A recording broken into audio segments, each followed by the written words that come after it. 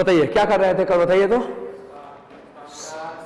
सन star वगैरह ये सब प्लैनेट्स तो नहीं किए थे ना, ये करना था, ऐसा है, ठीक है। चलिए, तो कल सन के बारे में हम लोग बात कर रहे थे।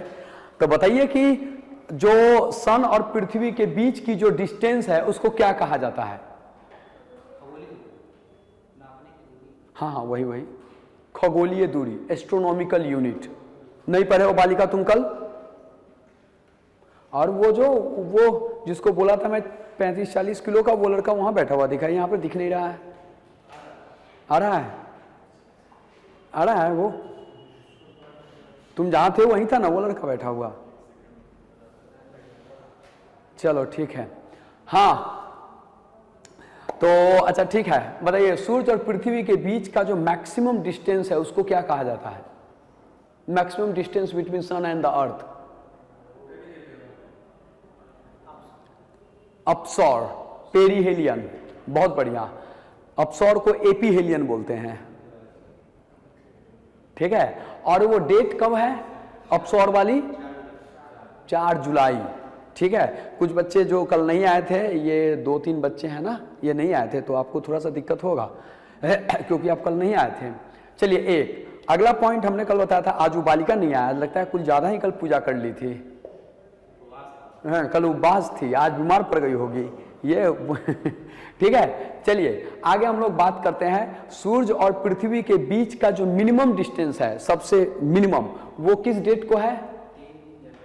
3 जनवरी, बिल्कुल। और उसको कहते क्या है? उपसौर। अच्छा ठीक है। और एवरेज जो डिस्टेंस था, एवरेज डिस्टेंस जिसको मैंने बोला था कि ये क्वेश्चन एग्जाम में पूछा, वो कितना है?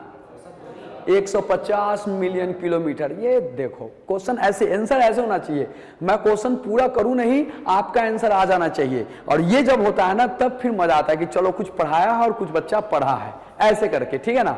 चलिए, कुछ क्वेश्चन तो पूछेंगे ही। अच्छा एक बात बताइए, सूरज में या किसी भी तारे में जो एनर्जी उत्पन्न होती है उसका क्या? अरे आगे बैठो, बैठो यहाँ, तुम यहाँ बैठो था, यहाँ एकदम सामने में मेरे, ताकि थप्पा मारने में हमको ठीक रहे, ठीक है। हाँ, सूर्य के बारे में हम लोग बात कर रहे थे कि सूर्य से जो एनर्जी निकलती है, उस एनर्जी का किस प्रोसेस से निकलती है, हम ये बोलना चाहते हैं। नाभिकीय संलयन, न्यूक्लियर फ्यूजन, ये बात हम लोगों ने कल किया था। अच्छा ठीक है। और उसमें एक गैस पाया जाता है, वो गैस बताए थे कल हम लोगों ने, हाइड्रोजन एंड हीलियम। हालांकि 2 इंपॉर्टेंट है, बाकी और भी चीजें, लेकिन 2 इंपॉर्टेंट है। उसी में आपसे क्वेश्चन ये पूछेगा कि सबसे ज्यादा गैस कौन सा है? हाइड्रोजन। सबसे ज्यादा क्या है? हाइड्रोजन। सुने कि आपका कोई दोस्त वगैरह महिंद्रा में एडमिशन ले लिया है? हाँ? यहां सिर्फ डेमो करने आया था आपके दोस्त का? गांधी चौक कहाँ? हमारे अपने यहाँ मैं पढ़ा रहा हूँ गांधी चौक में। कौन लड़का है? मैं तो सबको पहचानता हूँ। ओ, तो महिंद्रा में एडमिशन ले लिया क्या? उसको वहाँ लिए हुए, अब यहाँ ले रहा है एडमिशन, ये कहना चाहते हो? अच्छा ठीक है। तो महिंद्रा में कौन पढ़ा रहा है उसको? मैथ पढ़ा रहा है, एक लड़का है रांची का। अच्छा ठीक है, मैं अगर कोई दिक्कत, हाँ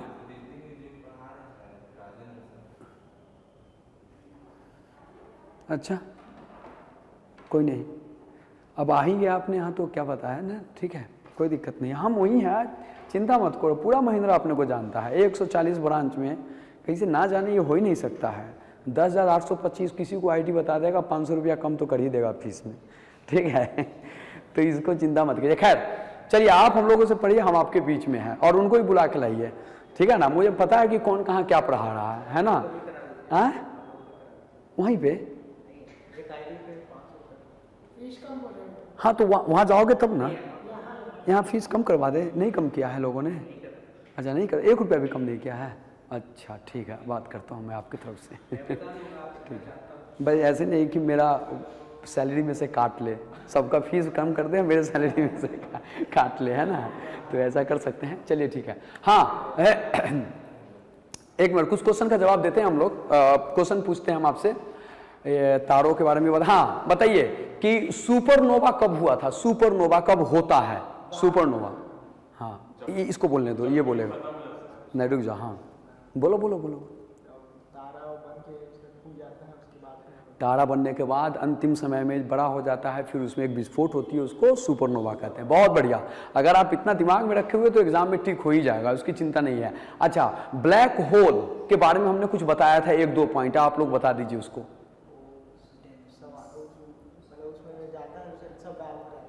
जो आएगा बेटा सब मेरा हो जाएगा, है कि नहीं, कहीं और नहीं जाएगा, बिल्कुल सही।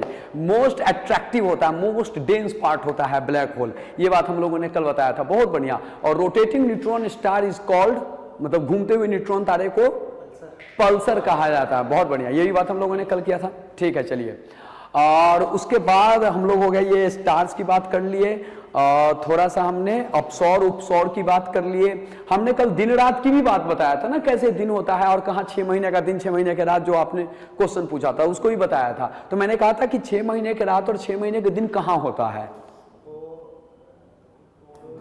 ध्रुवों पे, पोल पे। और मैंने कुछ नाम बताया था देशों का, जिसमें नॉर्वे, फिनलैंड, इन सब का नाम मैंने बताया था, लेकिन वैसे पोल पे होता है, दक्षिणी ध्रुव और उत्तरी ध्रुव पे। और क्यों होता है ये मैंने कल बता दिया था। वो आपका जो बताते हैं ना, जो बच्चे अब्सेंट हो जाते हैं तो उनको शेयर किया जाता है ना, ठीक है, शायद आप लोग को शेयर किया जाता है क्लास हर रोज का, ठीक है, जैसे ये रिकॉर्ड हो रहा है तो ये हर रोज का क्लास आपको शेयर किया जाता है। तो कभी आप अब्सेंट हो जाते हैं तो उसको एक बार खोल के देख लीजिएगा, कोई दिक्कत नहीं होगा। क्या, ठीक है, तो वो चीज एक है। और दूसरी एक और बात बताते हैं कि कभी किसी का क्लास अब्सेंट हो जाए तो बाकी सर्च करने का मामला है, कंपटीशन कम्युनिटी में ही अगर आप सर्च करेंगे ना तो वहां कहीं ना कहीं मैं मिल जाऊंगा, विकास सिंह के नाम से, मेरा नाम विकास सिंह है, ठीक है, तो कहीं ना कहीं मैं मिल जाऊंगा। और जब मैं मिल जाऊंगा ना तो वहाँ मेरे 43 वीडियो हैं, 43 या 46 जो भी होगा यही, तो लगभग 40 से ज़्यादा है। तो उस वीडियो में मैंने हिस्ट्री, ज्योग्राफी, पॉलिटी और इकोनॉमी चारों सब्जेक्ट को पढ़ाया है। तो कभी कोई क्लास मिस हो जाए तो उसको खोल करके आप देख सकते हैं, बिल्कुल इसी तरीके से पढ़ाया हूँ जैसे मैं आपको पढ़ाता हूँ। बस अंतर इतना है कि आपसे हम कुछ बात कर लेते हैं, वहाँ कैमरा से ज़्यादा बातें नहीं हो पाती हैं, ठीक है। तो ये चीजें मैंने आपको बता दी आपकी सुविधा के लिए। कभी एब्सेंट हो जाए तो इस तरीके से उसको देख सकते हैं कभी भी, और फिर उसको देख लीजिएगा। अरे एक क्लास एब्सेंट हो गए ना, 2 क्लास एब्सेंट हो गए, कोई काम हो गया तो फिर उसको आप देख लेंगे और उसका नोट्स कर लेंगे, एक आध घंटे का क्लास होगा और आगे हमसे हो गया, काम खत्म, ठीक है। चलिए, तो ये सुविधा हमने आपको प्रोवाइड कराया है, पहले से भी है, आपको बताया नहीं गया, मैं आपको पहले बता देता हूँ, नहीं तो मैं खोल के बता दूंगा कि कहाँ वो मिलेगा, आप लोग मिल लीजिएगा क्लास के बाद। चलिए ठीक है, हम कुछ पढ़ाते हैं अब, है ना, पूछ लिए कुछ क्वेश्चन, अच्छा लगा, आप लोग पढ़ के आते हैं या फिर पढ़ते हैं, आपको ध्यान रहता है तो ये बढ़िया बात है, और ये सब करते रहिए ताकि अच्छा लगेगा। आप लोग अपने कॉपी में लिख लीजिए ग्रह, प्लैनेट्स, ग्रह, प्लैनेट,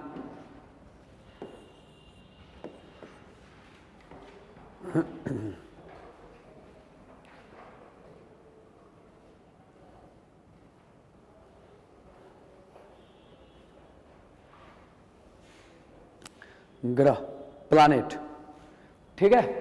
चलो, प्लैनेट्स के बारे में हम लोग बात कर रहे हैं, ध्यान रखिएगा। मैं थोड़ा सा एक चीज कर देता हूं ना यहाँ पे, और उसके बाद हम यहाँ पे फिर आपको मैं समझा देता हूँ खूब अच्छे से, एकदम ऐसा समझाएंगे कि आपका एकदम दिमाग में छप जाएगा, जिसको बोलते हैं ना, ऐसा छपेगा कि फिर वो निकलेगा नहीं एकदम।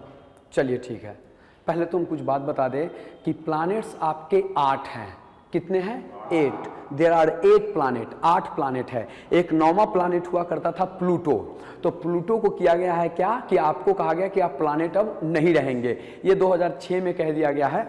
मैं सही हूँ, 8 में कहा गया, तो मेरे को थोड़ा देखना पड़ेगा, थोड़ा ठीक है ना, कंफ्यूजन है तो मैं देखना पड़ेगा। तो उसमें कहा गया कि प्लूटो जो है ना प्लैनेट नहीं रहेगा। उसके पीछे क्या कारण है, 2 कारण है उसके पीछे जो कि कहा गया।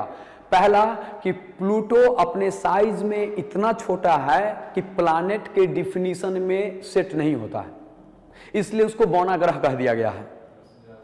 पहला पॉइंट जो एग्जाम का क्वेश्चन है, जो मैंने आपको भी बताया है, हम लिखवा देंगे इसको, चिंता मत कीजिए, बस आप सुन लीजिए। कुछ बातें जो आगे आगे मैं कहता हूं वो पीछे पीछे आपको दिखेगा बोर्ड पे, ठीक है। कल भी देख रहे थे, अभी दिख जाएगा।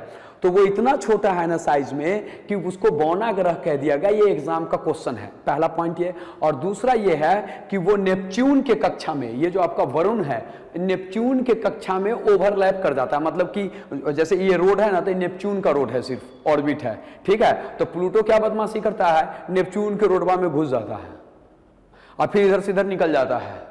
नहीं समझ में आया क्या? तो ये जो घुस जाता है और फिर बाहर निकल जाता है, तो वैज्ञानिक सब बोला ये तुम्हारा गलती बात है, तुम कहा है उसके वाला में घुस गया है, ठीक है, तो तुम प्लानेट नहीं रहेगा।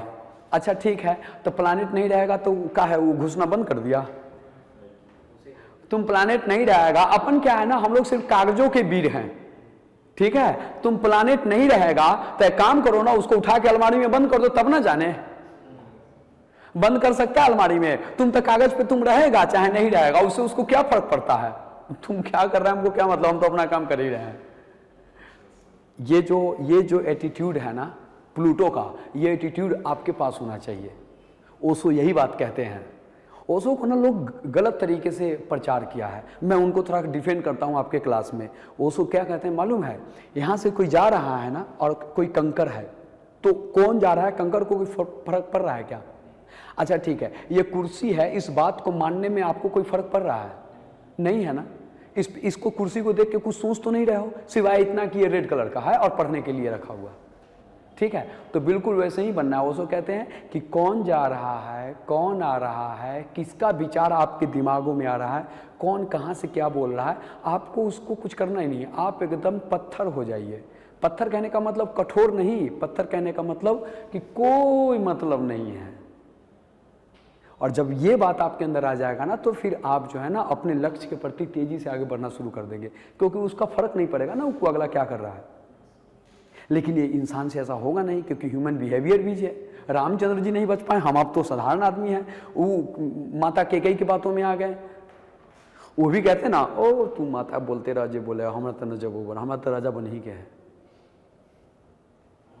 लेकिन वो भी उनके बातों में आ गया ना, तो फिर भी वो इसी तरीके से बात करते हैं। खैर चलिए, तो वही बात हम कह रहे हैं। अब चलिए आगे बढ़ते हैं। तो 8 प्लानेट हैं, 9वां था वो अब नहीं है। तो 8 प्लानेट का यहाँ पे आप जगह देख लीजिए, 1 2 3 4 5 6 7 8, ये दिख रहा है आपको, ठीक है, 8 प्लानेट। अब इसको जरा मैं आपको एक बार डिक्टेट कर दूं बढ़िया से, और इसके बारे में कुछ बातें कर दूं, फिर आपको लिख लेंगे और फिर एक एक करके हम लोग बात करेंगे। देखिए, ये जो हमने यहाँ पे बना दिया है ऐसे करके, ये दरअसल क्षुद्र ग्रह है, एस्ट्रॉयड है,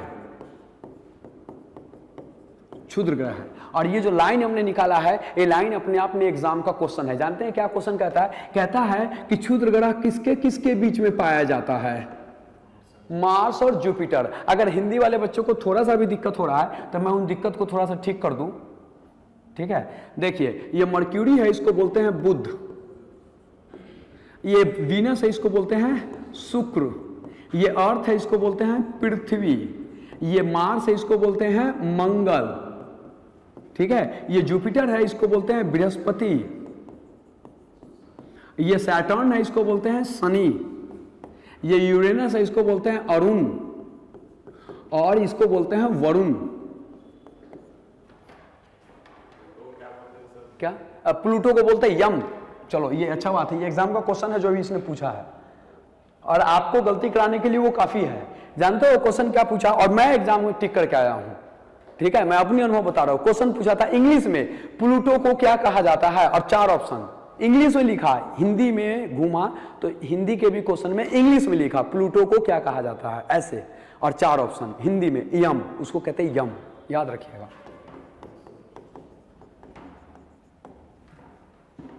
ये क्वेश्चन एग्जाम में पूछा है, ठीक है। तो ये हाँ, मतलब देखो, ये सब तो आसान है ना। अब प्लूटो छाटा है उसको, तो लोग ध्यान देते नहीं कि तुम तो छट गया, तो छट गया तो क्वेश्चन बनता है।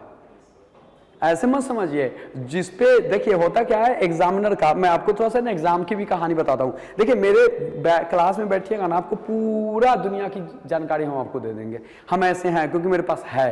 किस बात की जानकारी? एग्जाम का खास करके, और बाकी दुनियादारी नहीं, बाकी में तो तुम लोग होशियार हो, ठीक है। अब देखिए, एग्जामिनर क्या करता है, जब कोई क्वेश्चन पूछता है ना, तो ये मत समझिए कि कहाँ से क्वेश्चन ले आया, अरे कैसे ले, जानते हो वो क्या करता है, आपके माइंड के साथ खेलता है। कैसे, आपको हम बताते हैं। देखिए, अभी कुछ दिन पहले, 2 साल पहले यूक्रेन और रसिया की लड़ाई चल रही थी। उसके बाद लड़ाई चल रही है अभी फिलिस्तीन और इजराइल की, चल रही है ना। अब देखिए, अब आपको क्वेश्चन पूछ देगा क्या कि इजराइल की स्थापना कब हुआ, पूछ दिया क्वेश्चन। या फिर आपसे क्वेश्चन पूछ दिया कि यरूशलेम कहाँ है ना, या आपसे पूछ दिया अल अक्सा मस्जिद कहाँ है। समझ में आ रहा है ये सब क्वेश्चन मैं जो बोल रहा हूं।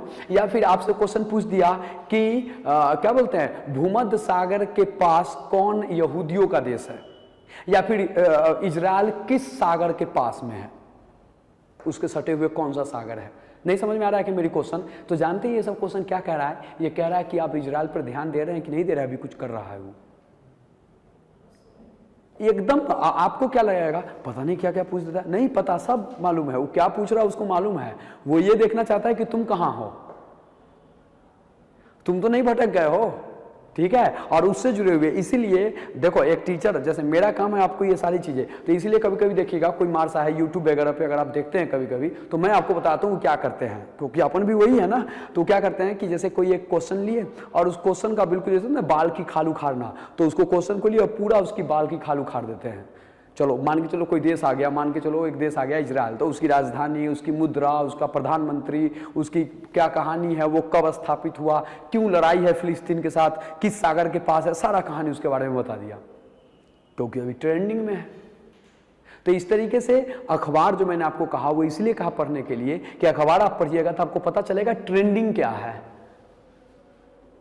समझ गए ना, ये चीजें होती है। एग्जाम इस तरीके से चलता है, एकदम बिल्कुल ऐसा प्रोसेस है एग्जाम का। इतिहास का भी क्वेश्चन ना करंट अफेयर से जोड़ के पूछता है, ठीक है। अभी श्री राम वाली बात चल रही है पूरे दुनिया में, पूरे भारत में चल रही है ना, जय श्री राम जय श्री राम। अब इससे जुड़ा हुआ क्वेश्चन, अब अयोध्या की बात है, अयोध्या किस नदी के किनारे है आप बताइए, सरयू। और गाना सुन सुन के तो आपको याद हो गया सरयू, बढ़िया बात है, कुछ और पूछ लेगा, ठीक है। तो याद रखिएगा आप लोग। तो जब अब किस राज्य में है, जैसे मान के चलो कि हम लोग साउथ के किसी शहर का नाम बताएं तो सोच में पड़ जाती है, अरे किस राज्य में होगा, कोकीझोर किस राज्य में है कि नहीं, तूतीकोरिन कौन से राज्य में है। अब अयोध्या तो इतना फेमस हो गया कि सबको पता है कि यूपी में है, क्योंकि उसकी लड़ाई बहुत दिन से है। अयोध्या के बगल में मथुरा पूछ लेगा, ठीक है, उसके बगल में फैजाबाद पूछ लेगा, कुछ भी पूछ सकता है। फैजाबाद नाम स्टेशन बदल गया है, अयोध्या कैंट हो गया उसका नाम। तो अब वहां पर कुछ चल रहा है तो उससे सब क्वेश्चन पूछेगा, तो इसलिए आप लोग को एकदम अवेयर होना है अखबार पढ़ के। चलिए अब हम आगे बात करते हैं। तो ये क्षुद्रग्रह है, मंगल और बृहस्पति के बीच में पाया जाता है, यही एग्जाम का क्वेश्चन है, हो गया। आपसे क्वेश्चन पूछेगा क्षुद्रग्रह किसके किसके बीच में है, तो मंगल और बृहस्पति के बीच में, यहीं पे पाया जाता ही है क्षुद्रग्रह। हम आपको दिखाएंगे भी, मैप में आपको दिखाई देते हैं। देखिए क्षुद्रग्रह कहाँ है, एकदम होगा, है भी। देखिए ये जो आपको दिख रहा है ना मैप पूरा, यहां पर ये क्षुद्रग्रह है, ठीक है, और ये है आपका मंगल और ये है आपका बृहस्पति, और इसके बीच में है। अब ये छोटा छोटा कण जो है ना, जो आपको दिखाई दे रहा है, ये दिखता कैसा है, तो ये है क्या क्या कहानी है, तो क्षुद्रग्रह की कहानी आपको हम बता ही दे, चूंकि वहां से शुरू कर दिए हैं। तो दरअसल जब ग्रह बन रहा था ना, तो उस बनने के प्रक्रिया में वो ग्रह बन नहीं पाया, टुकड़ों टुकड़ों में ही रह गया, और सूर्य के ग्रेविटेशनल फोर्स में नाचना शुरू कर दिया, वही अभी तक नाच रहा है। इसी में से एक आध भटका भुटका चला आता है पृथ्वी की तरफ, तो उसको हम मेटियोराइट कह देते हैं या मेटियोर्स कह देते हैं, जिसको उल्का पिंड कहते हैं। इसी में से भटका उटका, अब इतना स्पीड में इतने सारे लोग, इतने सारे पत्थर घूम रहे हैं, टकरा गया, एक आध को छिटक गया, पृथ्वी के ग्रेविटेशनल में आ गया, फिर आ गया तेजी से यहाँ जलता हुआ, कह दिए जलता हुआ, तो उसको हम मत करेंगे, ठीक है ना। तो ये है क्षुद्रग्रह आपका, ठीक है। चलिए हमारा इंट्रोडक्शन काम था वो हम आपको कर दिए हैं, तो थोड़ा सा मैं फिर से चलूं, और इसको आप लोग बनाएंगे भी, मैं पहले लिखता हूं तब आपको 5 मिनट का समय दूंगा। देखिए ये है 4, मर्क्यूरी, वीनस, अर्थ, मार्स। अब एकदम बोर्ड पे ध्यान दीजिए, ये है 4, मर्क्यूरी, वीनस, अर्थ, मार्स। इसको बोलते हैं इंटरनल प्लैनेट, इंटरनल प्लैनेट। और जो बच्चा हिंदी वाले हैं उसके लिए आंतरिक ग्रह, इसको क्या कहते हैं बेटा, आंतरिक ग्रह। और ये है बेटा 4 एक्सटर्नल प्लैनेट, एक्सटर्नल प्लैनेट्स, इसको बोलते हैं बाह्य ग्रह, इसको बोलते हैं बाह्य ग्रह। तो 4 आंतरिक, 4 बाहर, ठीक है, समझ में आ रहा है? चलिए, और ये हमारा क्या कर रहा है? ये हमारा कर रहा है एगो बैरियर का काम, इसके इधर 4, इसके इधर 4, ठीक है। एक दूसरा जो इंटरनल प्लैनेट है ना, ये चट्टान से बना हुआ है। किससे बना हुआ है? चट्टान से, चट्टान से बना है। तो जब चट्टान से बना है ना, तो इसको बोलते हैं टेरिस्टेरियल प्लैनेट। इसी को क्या बोलते हैं? टेरिस्टेरियल प्लैनेट या स्थलीय प्लैनेट, स्थलीय ग्रह। और ये चारों है ना, ये गैस से बना है, सिर्फ गैस से, गैस से बना है, तो इसलिए इसको कहते हैं गैसीय ग्रह, गैसियस प्लैनेट।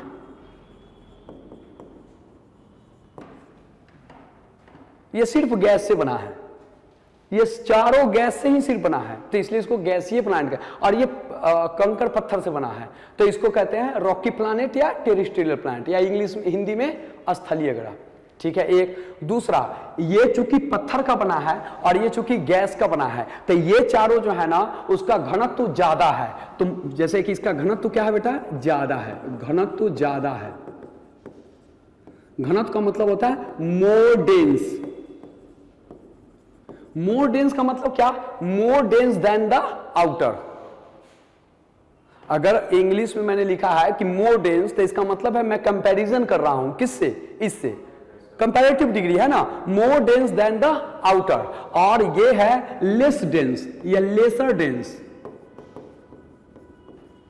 लेस डेंस का मतलब क्या? देन द इनर, मतलब कि ये कम घनत्व वाला है।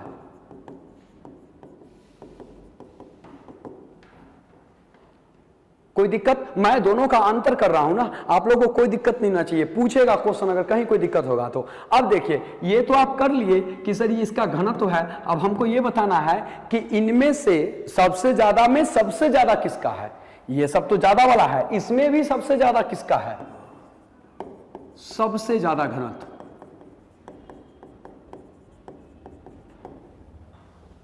और यहां कम है, तो उसमें भी सबसे कम किसका है?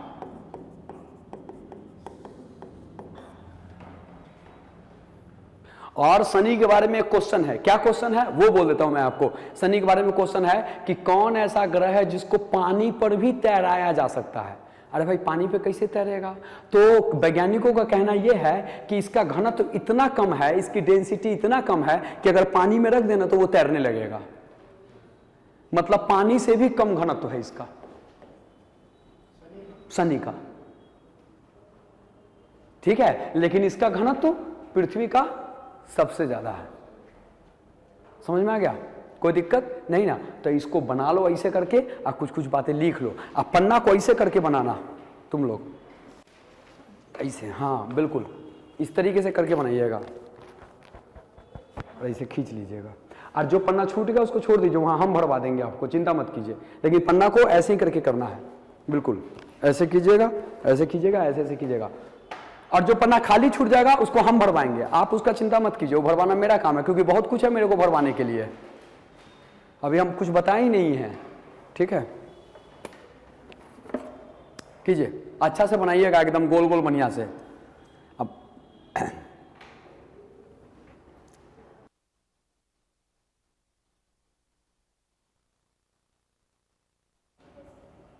हो गया तुम्हारा बालक? अब देखिए, थोड़ा सा और बात करते हैं ना, करेंगे। देखिए, चूंकि इसका आकार आप देखिए, इसका आकार क्या है? आकार में छोटा है, ये सभी। उसमें सबसे छोटा क्या है? बुध। और ये आकार में बड़ा है, बड़ा है। और सबसे बड़ा क्या है? जुपिटर, ठीक है। आकार में छोटा है, आकार में बड़ा है। नहीं दे, जगह है, जगह नहीं है ना? लिख लो, smaller in size, larger in size. आकार में बड़ा है, आकार में छोटा है।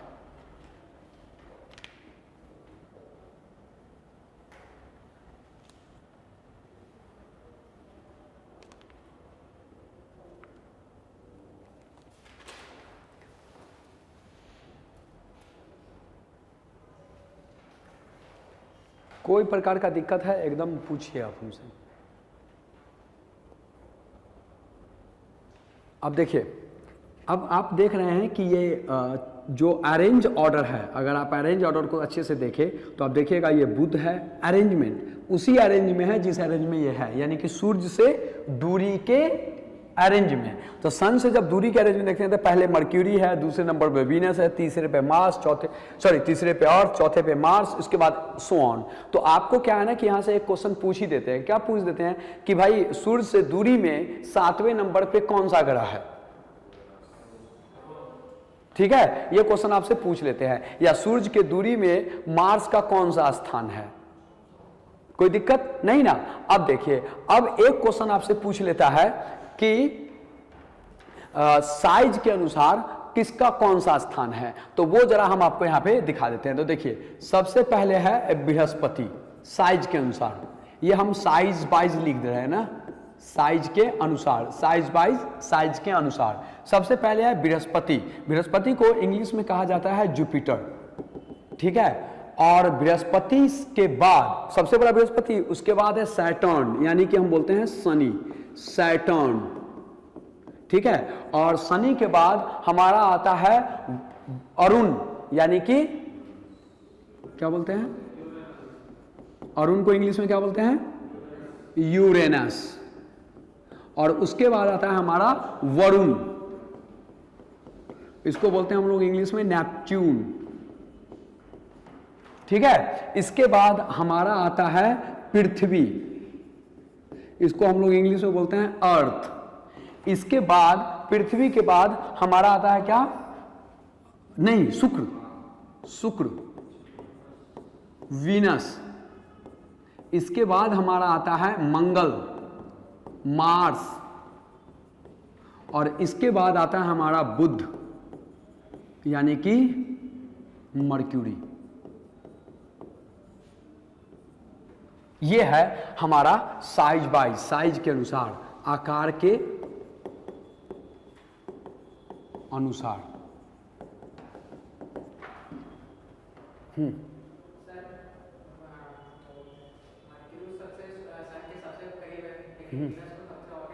आ रहे हैं ना, आगे आगे नहीं बढ़िए ना, थोड़ा सा रुकिए ना, है ना, आ रहे हैं, चिंता मत कीजिए। आपके क्वेश्चंस ना एकदम सब हो जाएंगे, आपके मन में जो चल रहा है वो सब आप चिंता मत कीजिए, सब बता देंगे हम, ठीक है। तो आकार के अनुसार आप इसको लिख लीजिए।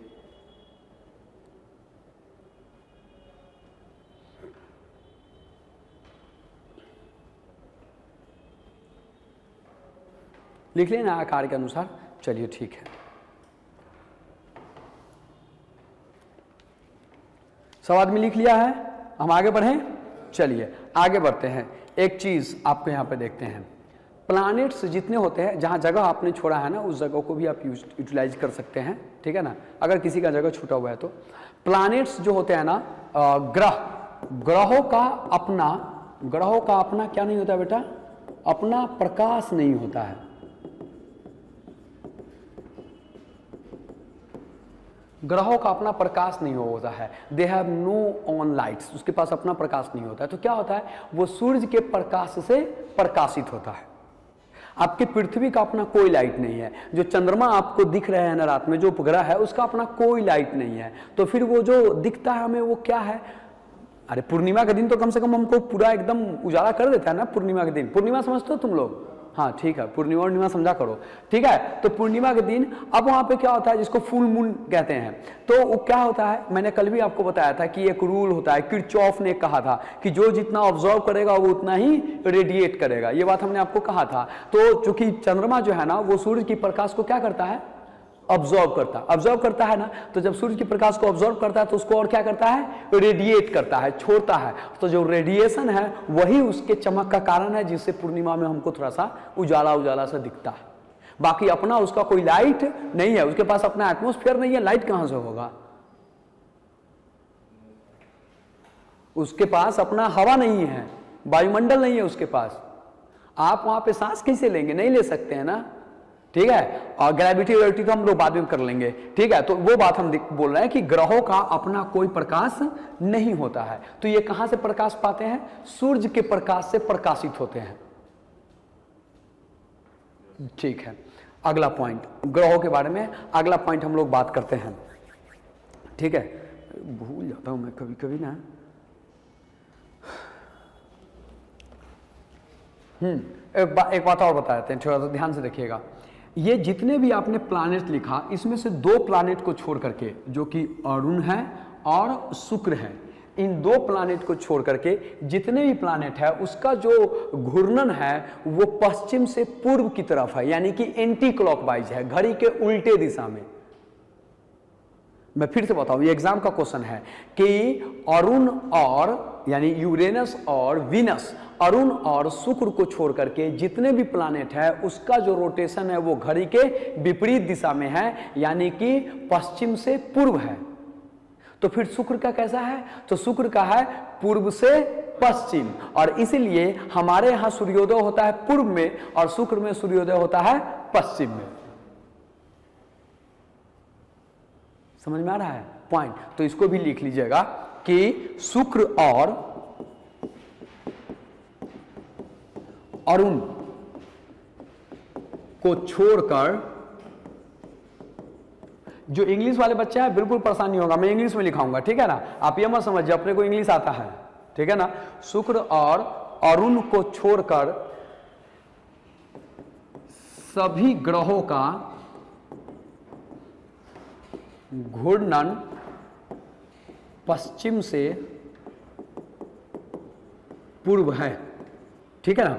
लिखिएगा ऑल द प्लैनेट्स, इंग्लिश वाले बच्चे लिखिए, जो इंग्लिश वाले हैं, ऑल द प्लैनेट्स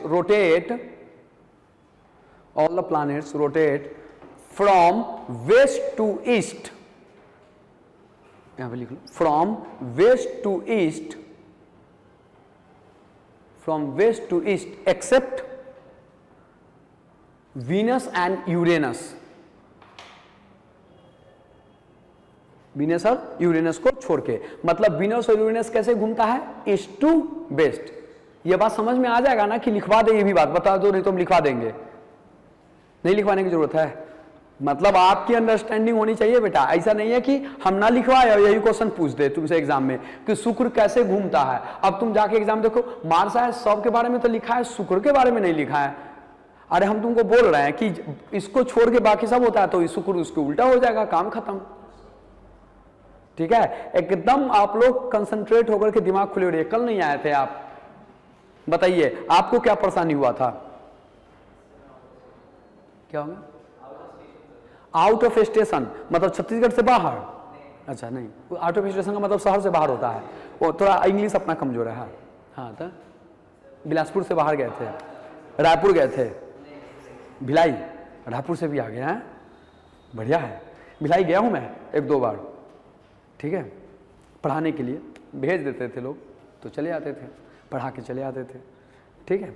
और किस लिए जाऊंगा, और कौन है भिलाई में, और कुछ नहीं है यार, ठीक है। अपना जीवन में यही रह गया, पढ़ना और पढ़ाना, ये भी कोई जीवन है? कोई जीवन नहीं है ये, ठीक है। एकदम नीरस टाइप का जीवन है, कोई रस नहीं है, नीरस, कपड़े भी ब्लैक एंड व्हाइट, ठीक है। इसलिए तुम लोग नौकरी पाओ और रस वाला जीवन जियो, ये नीरस वाला जीवन नहीं। ये आप लोग के बीच जब हम आते हैं ना, तो हम अपने आप को समझते हैं कि चलो अभी हम यंग हैं, ठीक है। आप लोग को देख के, आपके आंखों को देख के, आपको देखने के बाद लगता है हाँ, नहीं तो अदरवाइज तो अपने को लगता है कि अब तो हो लिया बेटा, अब क्या बाकी है, ठीक है ना। तो वही चीज है। चलो हाँ, तो हम लोग बात कर रहे थे शुक्र और अरुण को छोड़ करके सभी ग्रहों का, ये बात आपने लिख लिया, ठीक है। चलिए, और वो भी बात कर लिए, तो अब हम लोग एक एक करके बात करते हैं, और जहां जगह छोड़ा था वो जगह को हम फुलफिल अगर और बचा हुआ है तो फिर करवाएंगे, क्योंकि मेरे को मालूम है कुछ ना कुछ चीजें बची हुई है, रख लेना था ना। चलिए हाँ, लिखिए पहले बुध, मर्क्यूरी, पहले लिखिए बुध, मर्क्यूरी,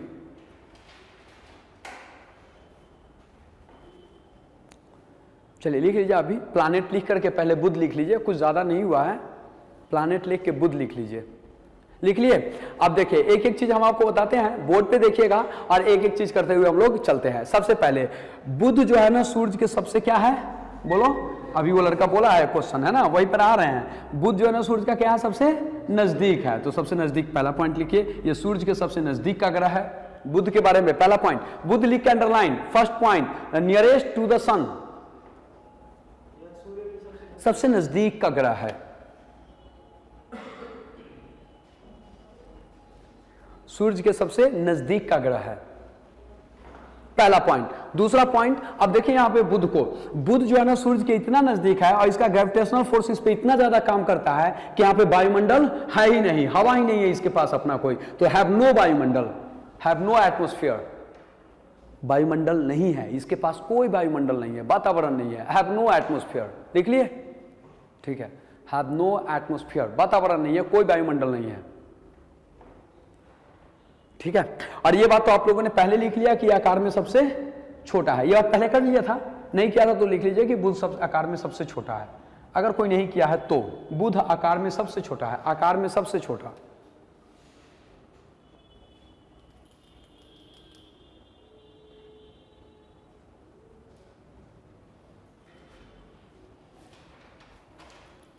लिख लिए, स्मॉलर है, ठीक है ना। उसके बाद इसका कोई उपग्रह नहीं है, हैव नो सैटेलाइट, कोई अपना उपग्रह नहीं है। उपग्रह का मतलब जैसे मून बोलते हैं ना, जैसे अपने पास चंद्रमा है एक, वैसे इसके पास कुछ नहीं है, तो लिखिएगा इसके पास कोई उपग्रह नहीं है, हैव नो सैटेलाइट। इंग्लिश वाले बच्चे बस 3 शब्द, हैव नो सैटेलाइट। हिंदी वाले बच्चे इसके पास कोई उपग्रह नहीं है, 4-5 शब्द लिख लीजिए, लिख लिया, हैव नो सैटेलाइट, सैटेलाइट नहीं है इसके पास, कोई सैटेलाइट नहीं है। ये बुध के बारे में। अब देखिए, अब हम आपको कुछ आगे पढ़ाएं, उससे पहले एक चीज आपको हमको बताना पड़ेगा, और बताना ये पड़ेगा कि रोटेशन और रिवॉल्यूशन क्या होता है। मतलब कि हिंदी में भी इंग्लिश में भी दोनों में लिख देता हूं, हाँ, रोटेशन और एक होता है रिवॉल्यूशन, ठीक है। इसको बोलते हैं घूर्णन और इसको बोलते हैं परिक्रमण। अब आप हमको बताएंगे कि रोटेशन क्या होता है और आप हमको बताएंगे कि रिवॉल्यूशन क्या होता है। बताइए, कुछ बच्चा नहीं जानेगा उसको लिख लेगा। बताइए। अपने अक्ष पे ही घूमना, और रिवॉल्यूशन का मतलब सन के राउंड या किसी पिंड के राउंड, बिल्कुल सही है। रोटेशन का मतलब है ऑन इट्स एक्सिस, ये हो गया इंग्लिश में, अपने ही अक्ष पर। अगर अपने ही अक्ष पर घूम रहा है तो वो रोटेशन है, लेकिन अराउंड द ऑब्जेक्ट, ठीक है, पिंड के चारों तरफ। पिंड के चारों तरफ का मतलब होता है, ये पिंड सन हो सकता है, ये पिंड पृथ्वी भी हो सकता है, क्योंकि पृथ्वी के चारों तरफ चंद्रमा घूमती है, तो ये पिंड कोई भी हो सकता है, मंगल हो सकता है, फोबोस और डिमोस घूमती है उसके चारों तरफ। कहने का मतलब है कि जो अपने एक्सिस पे घूमे वो रोटेशन, जो कि दूसरे के चारों तरफ घूमे वो रिवॉल्यूशन। बस, अगर जिसको नहीं मालूम है ये पॉइंट लिख लो, और जिसको मालूम है उसको लिखने की जरूरत नहीं है, नो नीड।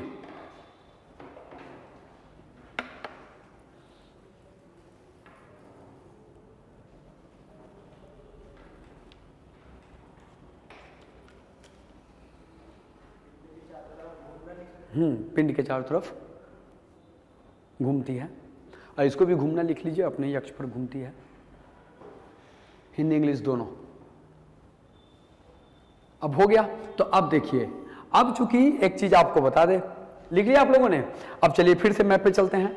मैप पे जब आए तो हमको मर्क्यूरी दिखाई दिया, यहां पर सबसे साइड में बुध हमको दिखाई दे रहा है, और आपको दिख रहा है कि बुध सन के सबसे नजदीक है। अब एक चीज हम आपको बताते हैं, ध्यान से समझिएगा, और ये कोई बात नहीं है, कॉमन सेंस है, जिसको हम मैप पे भी अभी दिखा देंगे। पहले समझा लेते हैं। जैसे जैसे सूर्य से दूरी है ना इन लोगों का, लोगों का नहीं, ग्रहों का, जैसे जैसे इन ग्रहों का सूर्य से दूरी है ना, वैसे वैसे इनका रिवॉल्यूशन टाइम बढ़ते जाता है। रोटेशन टाइम नहीं बोल रहा हूं मैं, रिवॉल्यूशन टाइम, यानी कि परिक्रमण अवधि। मतलब ये बिल्कुल वैसे ही साफ है जैसे कि हम क्या कह रहे हैं कि ये यहां पर एक बना दिया मैंने। अब एक बात बताओ, कोई बंदा, एक और बनाते हैं, कोई बंदा यहां से दौड़ रहा है और एक बंदा यहां से दौड़ रहा है, कौन जल्दी घूम जाएगा?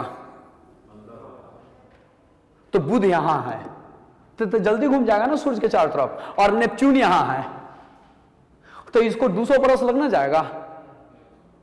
मतलब मैं एक अंदाज बोल रहा हूं, लग ही आता है लगभग 250 साल के आसपास, तो लग ही जाएगा।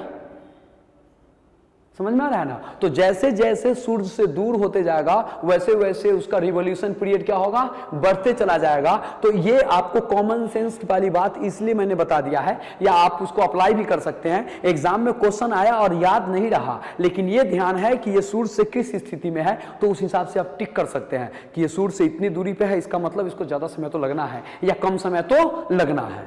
बाकी याद रह जाए तो वो ज्यादा बेहतर है। कभी कभी देखो क्या है ना कि आपको बहुत कुछ पढ़ना है। अभी आप पढ़ने के लिए आए ना, आपको मैथ्स भी पढ़ने हैं, आपको रीजनिंग भी पढ़ने हैं। मैथ और रीजनिंग तो चलो प्रैक्टिस का चीज है, प्रैक्टिस कर लिए तो वो ध्यान में रह जाता है। लेकिन आपको जीएस में भी दुनिया भर के सब्जेक्ट पढ़ने। अभी मैंने इतिहास शुरू किया नहीं है, जब ईस्वी सन शुरू होगा तो फिर उसमें परेशानी शुरू हो जाएगा, तो वो भी पढ़ने हैं। पॉलिटी में आपके इतने सारे चीज पढ़ने हैं, तो बहुत सारा चीज ध्यान में नहीं रह पाता है। तो ये सब चीजें वहां पे कॉमन सेंस ट्रिक वगैरह, ठीक है ना, ध्यान में रहता है। तो ये चीजें मैंने यहां पे बताया। अब मैं चलता हूं रोटेशन और रिवॉल्यूशन पे। तो मर्क्यूरी का रोटेशन और मर्क्यूरी का रिवॉल्यूशन कितना कितना है वो हम आपको बताते हैं। तो आप लिख लीजिएगा रोटेशन और रिवॉल्यूशन। रोटेशन लिख के डैश और रिवॉल्यूशन लिख के डैश, मतलब घूर्णन और परिक्रमण लिख के डैश कर दीजिए।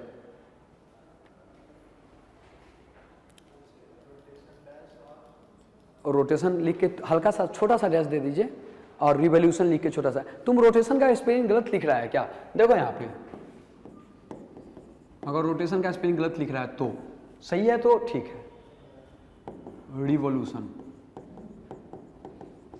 अगर ये सही और गलती को आप लोग देख लीजिएगा। घूर्णन और परिक्रमण, जो हिंदी वाले बच्चे घूर्णन परिक्रमण लिखे काम चलाए ना, कोई दिक्कत नहीं है। लिखेगा इसका घूर्णन है कितना, 53 दिन है कि 58 दिन है, 58 डेज है शायद। इसका घूर्णन लिखेगा 58 डेज है, 58 घूर्णन है 58, यहां पे 58 और यहां पे 88, 58 और 88, 58 और 88 लिख लिया? बोलो लिख लिया? ठीक है। 58 और 88 अगर आप लिख लिया तो आपको पता है घूर्णन का मतलब होता है कि ये दिन और रात करता है, ठीक है। और परिक्रमण का मतलब होता है कि ये मौसम और साल बदलता है।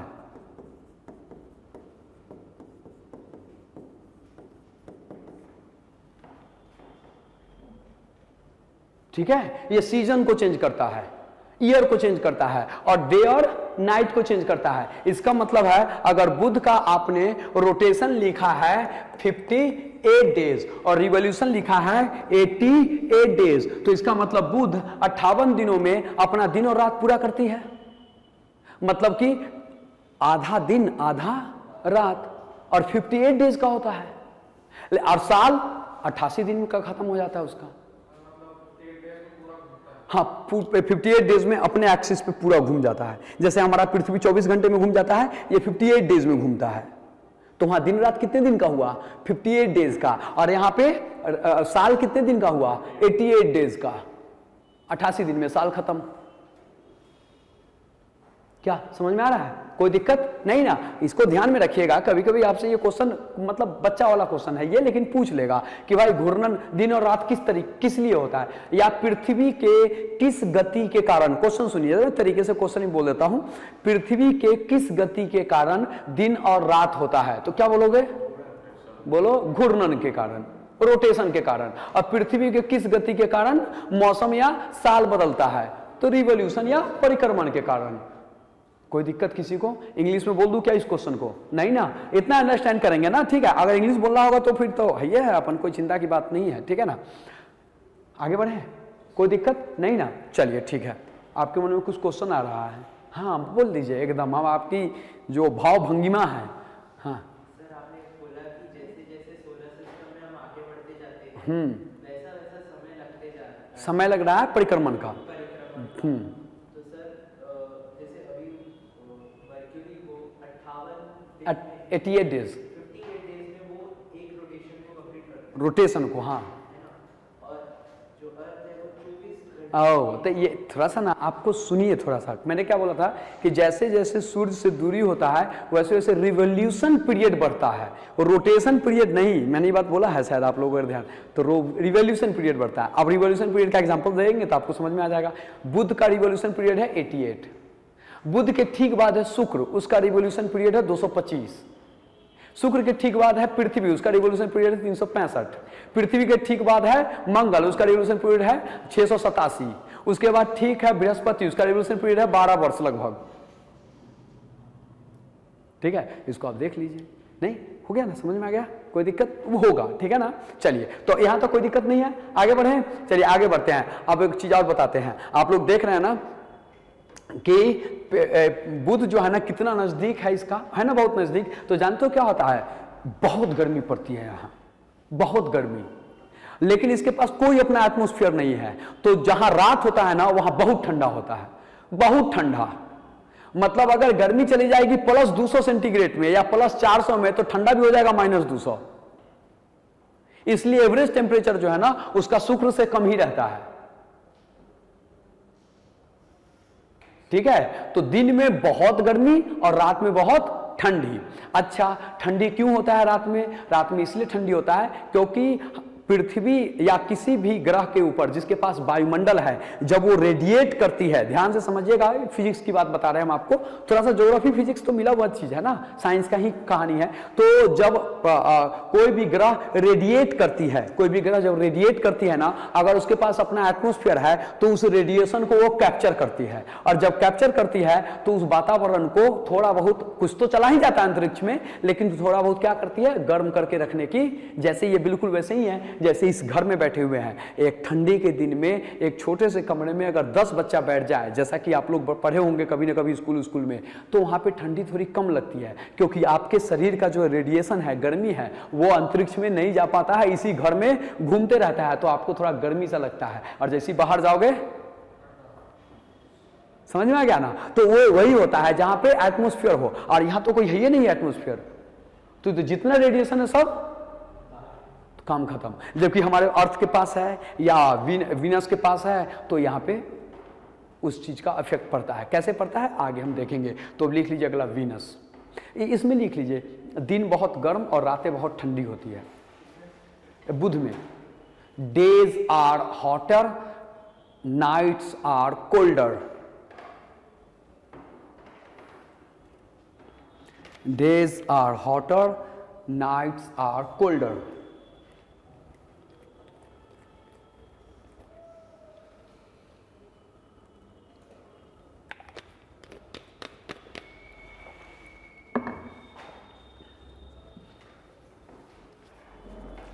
Days are hotter, nights are colder.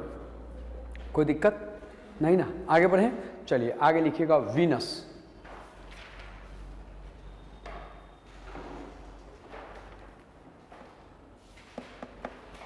Venus, Venus Shukra, Venus Shukra, ठीक है। अच्छा, तुमको तो अथी बताए भी नहीं किए, बुध का बताएंगे ना कि भाई बुध से क्या होता है, ग्रह उरह गोचर वोचर बताए कि आगे पढ़ा है? बता दे। अच्छा देखो ये बताएंगे नहीं सर, क्या मतलब हद है ना। बुध जो है ना वो बृहस्पति आपके शिक्षा से है और बुध आपके नौकरी से जुड़ा हुआ है। बुध ग्रह जो है ना वो नौकरी से जुड़ा है, सरकारी नौकरी या प्राइवेट नौकरी जो भी हो, लेकिन नौकरी से जुड़ा हुआ है। तो नॉर्मली लोग बुध ग्रह का अंगूठी पहनते हैं और ये शायद इंडेक्स फिंगर में है, चांदी का, अगर मैं सही हूं तो। थोड़ा मैं भूल रहा हूं बुध को लेकर के, बाकी सबका तो याद है मेरे को, बुध का थोड़ा सा मैं भूल, लेकिन यही है, ठीक है ना। ये आपके नौकरी को दर्शाता है। मतलब लोग कहते हैं कि बुध का पहन लोगे तो नौकरी मिल जाएगा। शुक्र जो है ना विलासिता को दर्शाता है, लग्जरी लाइफ, मतलब गाड़ी, बंगला, घर, सोफा, सोना, नींद। समझ में आ रहा है? ये है शुक्र, ये आपको देगा। जिसका शुक्र मजबूत रहता है यही होता है। 2-3 को ब्याह हो जाएगा तुम्हारा। करना चाहते हो तू वो ब्याह? नहीं है क्यों ना? ठीक है, तो शुक्र ये सब देता है, ठीक है। और शुक्र तुम्हारा कमजोर है, चाहता है कि 2-3 को ब्याह हो, तो अगर तुम्हारे पास पैसा है तो हीरा के अंगूठी चांदी में लगवा करके रिंग फिंगर में पहन लेना। रिंग फिंगर, ठीक है, शुक्र मजबूत करने का ही तरीका है। अगर तुमको हीरा का पैसा नहीं है तो वही बता देते हैं सब्स्टिट्यूट। अमेरिकन डायमंड आता है, वो कम पैसा में आ जाएगा, 500 रुपया में। लेकिन चूंकि हीरा तो बहुत महंगा आएगा ना, तो हीरा काम करेगा जब 1 साल में, तो अमेरिकन डायमंड काम करेगा 3 साल में। तो तुम अभी लड़का है, 3-4 साल में तो तुम हो जाएगा, तो खरीद के पहन लो। समझ में आ गया ना? ठीक है, चलिए तो हम लोग बात करते हैं वीनस। शुक्र लिख लीजिए। शुक्र के बारे में बहुत इंटरेस्टिंग बातें हैं। ये तो जो मैंने बात किया ये तो ऐसी ही है। इंटरेस्टिंग बात देखिए शुक्र का। हाँ, कुछ बोलना चाहता है कोई? हाँ हाँ, अब अलग से क्लास लेंगे तुमको इसका, और फीस लेंगे पहले, काहे कि ये बताने का कंसल्टेंसी फीस तो चाहिए ना। ठीक है, चलिए तो हम लोग बात करें, इस सब में कुछ नहीं होता बेटा। ये बस मैं आपके साथ ना एक पढ़ने के बीच का एक कहानी है, ठीक है ना। और इस सब में बिल्कुल नहीं पढ़ना है, एकदम नहीं। आप ये जो चीज़ें हैं ना, ये सिर्फ आपको बेवकूफ़ बनाने वाली चीज़ें हैं। अच्छा ठीक है, क्या फर्क नहीं पड़ता है? फर्क पड़ता है, लेकिन इतना माइनर फर्क होता है ना, जो इससे आपका कोई जीवन में असर नहीं डालेगा। मैं आपको सच कह रहा हूँ, ठीक है। क्योंकि इस ब्रह्मांड के हिसाब से, और वो शुक्र और पृथ्वी के हिसाब से ही, या फिर सैटर्न के हिसाब से, आप इतने छोटे हैं ना कि वो सिर्फ आपके लिए जिंदा नहीं है। ऊपर में कहता है ना कि आपका शनि भारी हो गया। शनि सिर्फ आप ही के लिए भारी नहीं है, एक तो अपने वो हल्का है, तब भारी कैसे होगा? और ऊपर से, मतलब एक बात बता रहे हैं, एक तो अपने वो हल्का है तो भारी होना नहीं है, और ऊपर से सिर्फ आप ही के लिए भारी हो गया। तो पंडित जी को माफ कीजिएगा, 8 अरब आबादी में हमारे लिए भारी है शनि। इनसे थोड़ा सा बच के रहिए। कुछ नहीं होता है। क्या होता है मालूम है? जो हम सोचते हैं वो हम बनते हैं। मतलब ये ऐसे है, जो हम सोचते हैं वो हम करते हैं, और वही हम बन जाते हैं। क्योंकि आपसे एक्ट वो होगा जो आप अपने दिमाग में लेकर के चलेंगे, और हो ही जाएगा वो एक्ट। अगर दिन भर सोच रहा हो कि एकदम ध्यान लगा ले है कि टपा लेना है, इसको फोन को टपा लेना है, तुमको हम बताते हैं 10 दिन के बाद, लेकिन एक बार ना मौका ही दे ही देगा कि फोन टपाने का। समझ गया? क्योंकि आप सोच रहे हैं ना, तो वो आपके लिए बन रहा है वो मौका, और इस तक पहुंच रहा है कि तुम मौका दो, और ये देगा, मेरे को मालूम है। नहीं तो तुम करके देखो, मैं जो बोल रहा हूं इसको टेलीपैथी कहते हैं, और ये साइंस है। और वो आपको मौका देगा, और आप अगर टपा लेंगे तो फिर टपा के लेके चले जाएंगे। पकड़ाएगा तो मार खाइएगा, वो अलग बात है, लेकिन मौका ही देगा। ठीक है, चलिए शुक्र लिख लीजिए। शुक्र को कहते हैं, ध्यान रखिएगा, पृथ्वी का बहन। हाँ, पृथ्वी की ट्विंस, जुड़वा कहते हैं, बहन कहते हैं। पृथ्वी की बहन कहा जाता है, पृथ्वी की बहन या पृथ्वी की जुड़वा, या पृथ्वी की जुड़वा, पृथ्वी की बहन या पृथ्वी की जुड़वा। ठीक है, लिख लिए। अच्छा ठीक है, तो पृथ्वी क्या है? पृथ्वी को हम लोग क्या बोलते हैं अपने हिंदू धर्म के अकॉर्डिंग? माता, धरती माता है ना। तो शुक्र क्या हो गया? मौसी। नहीं हो गया मौसी? क्या तो ये मौसी है, ये क्या है? मौसी है। समझ में आ गया ना? तो देखिए, तो मौसी जी के बारे में हम लोग बात कर रहे हैं अभी थोड़ा सा। शुक्र, देखिए शुक्र के बारे में बहुत बातें हैं, बहुत सारी बातें हैं। पहली बात तो यह है कि ये बहुत ज्यादा गर्म है, हॉटेस्ट है, सबसे गर्म है। तो लिखिएगा हॉटेस्ट प्लैनेट, सबसे गर्म है। हाँ, सबसे गर्म ग्रह है, सबसे गर्म ग्रह है, हॉटेस्ट प्लैनेट, हॉटेस्ट प्लैनेट, सबसे गर्म है। लिख लिए, सबसे गर्म है, एक बात हो गया। तो सबसे चमकीला है, ब्राइटेस्ट प्लैनेट है, सबसे चमकीला है, ब्राइटेस्ट लिखो, सबसे चमकीला। दूसरा लाइन, सबसे चमकीला ग्रह है, ब्राइटेस्ट है, ब्राइटेस्ट प्लैनेट। ठीक है। अब ये बच्चा क्वेश्चन क्या पूछा पहले कि सर जी ये नजदीक है, ये नजदीक है, तो फिर गर्म ये काहे है?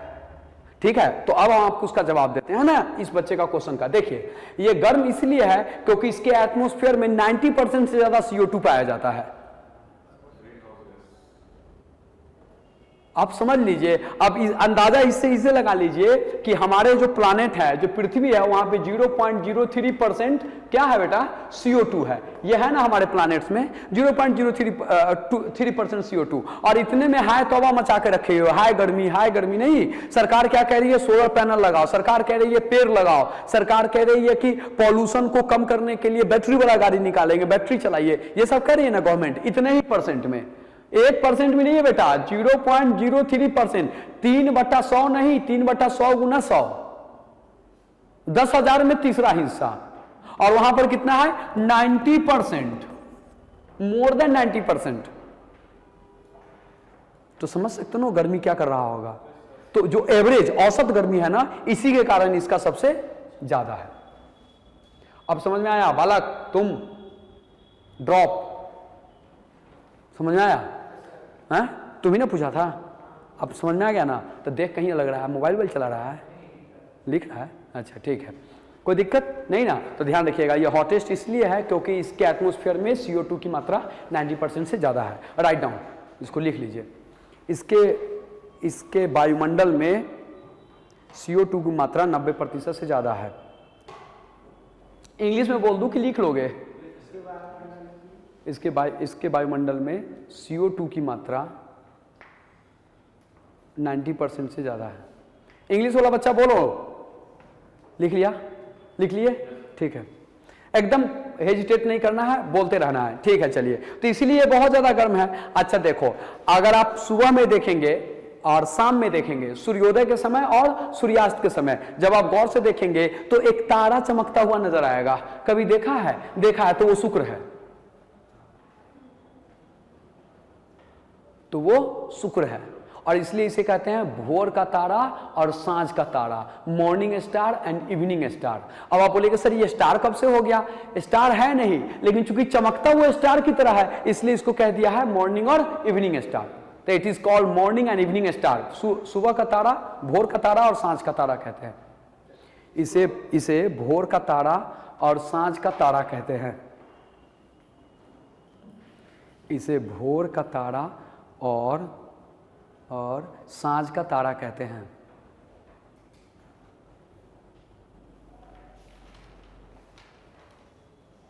सांझ का तारा हो गया, ठीक है। अब देखिए यहां पे लिख लिए भोर का तारा, सांझ का तारा।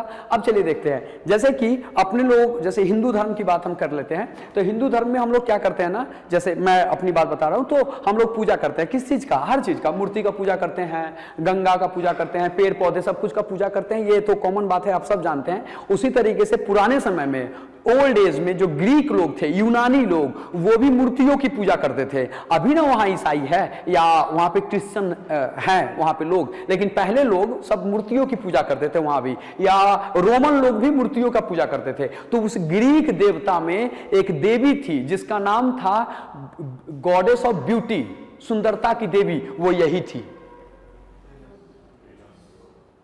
पुराना फिल्म देखो तुम, हॉलीवुड वगैरह का जो पीरियड फिल्म होते हैं, उसमें तुमको वेनस की देवी दिखाई देगा, ठीक है। अलग वो वाला फिल्म देखना, सिकंदर, अलेक्जेंडर फिल्म, ठीक है, लिखिएगा। इसे सुंदरता की देवी कहा जाता है, गॉडेस ऑफ ब्यूटी। अच्छा, इतना सुंदर है क्या? मालूम नहीं था।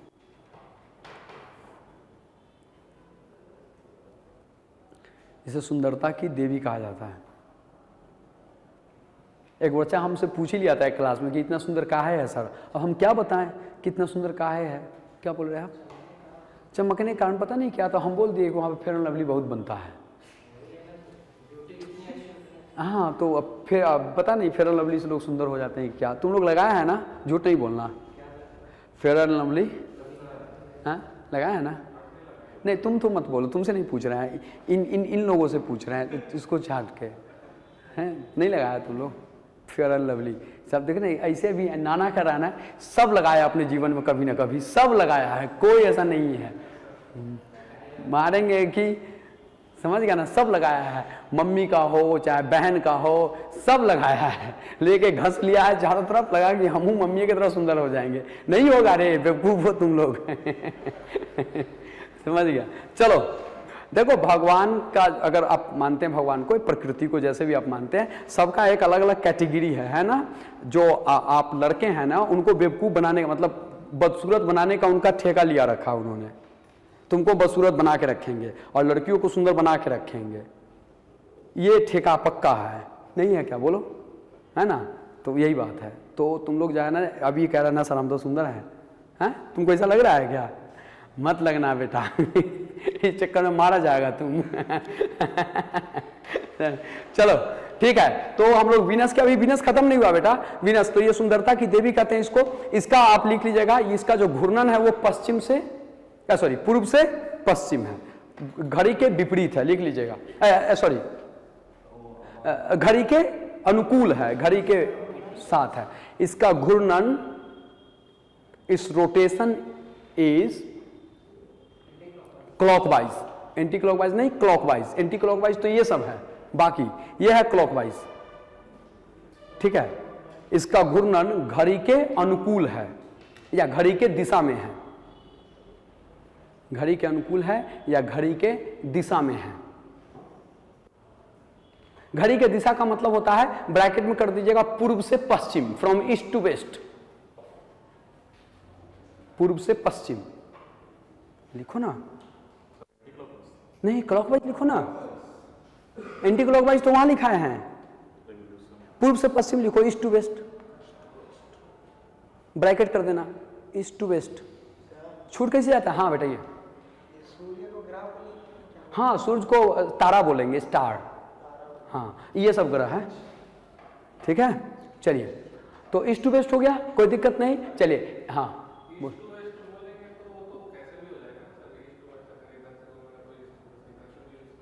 नहीं नहीं ऐसे नहीं होता, आप ईस्ट टू वेस्ट लिख लीजिए, ऐसे वैसे मत घुमाइए अपना मन से, और हमको भी मत घुमाइए, ठीक है। आपके चक्कर में हम भी घूम जाएंगे, नहीं, ठीक है।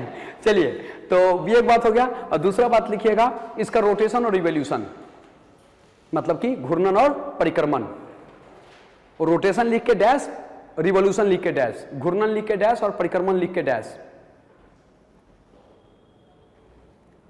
रिवोल्यूशन लिख के डैश, घूर्णन लिख के डैश, रिवोल्यूशन लिख के डैश, ठीक हो गया। अब देखिए ये एकमात्र ऐसा प्लानेट है, मैं बता रहा हूं इसको सुनिएगा, वल्ली प्लानेट, एकमात्र ऐसा प्लानेट है जिसका रोटेशन रिवोल्यूशन से ज्यादा है। बाकी जितने प्लानेट्स आप देखेंगे ना, जितने प्लानेट्स, सबका रोटेशन रिवोल्यूशन से कम है। ये एकमात्र प्लैनेट है जिसका रोटेशन रिवोल्यूशन से ज्यादा है।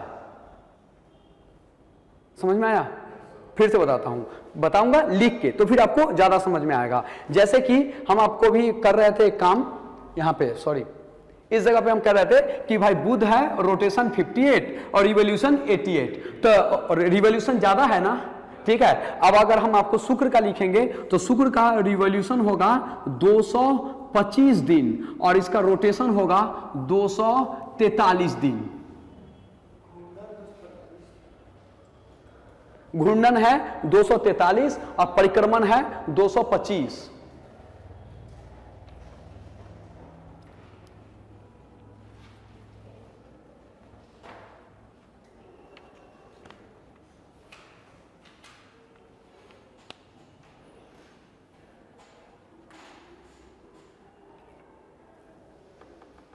लिख लिया?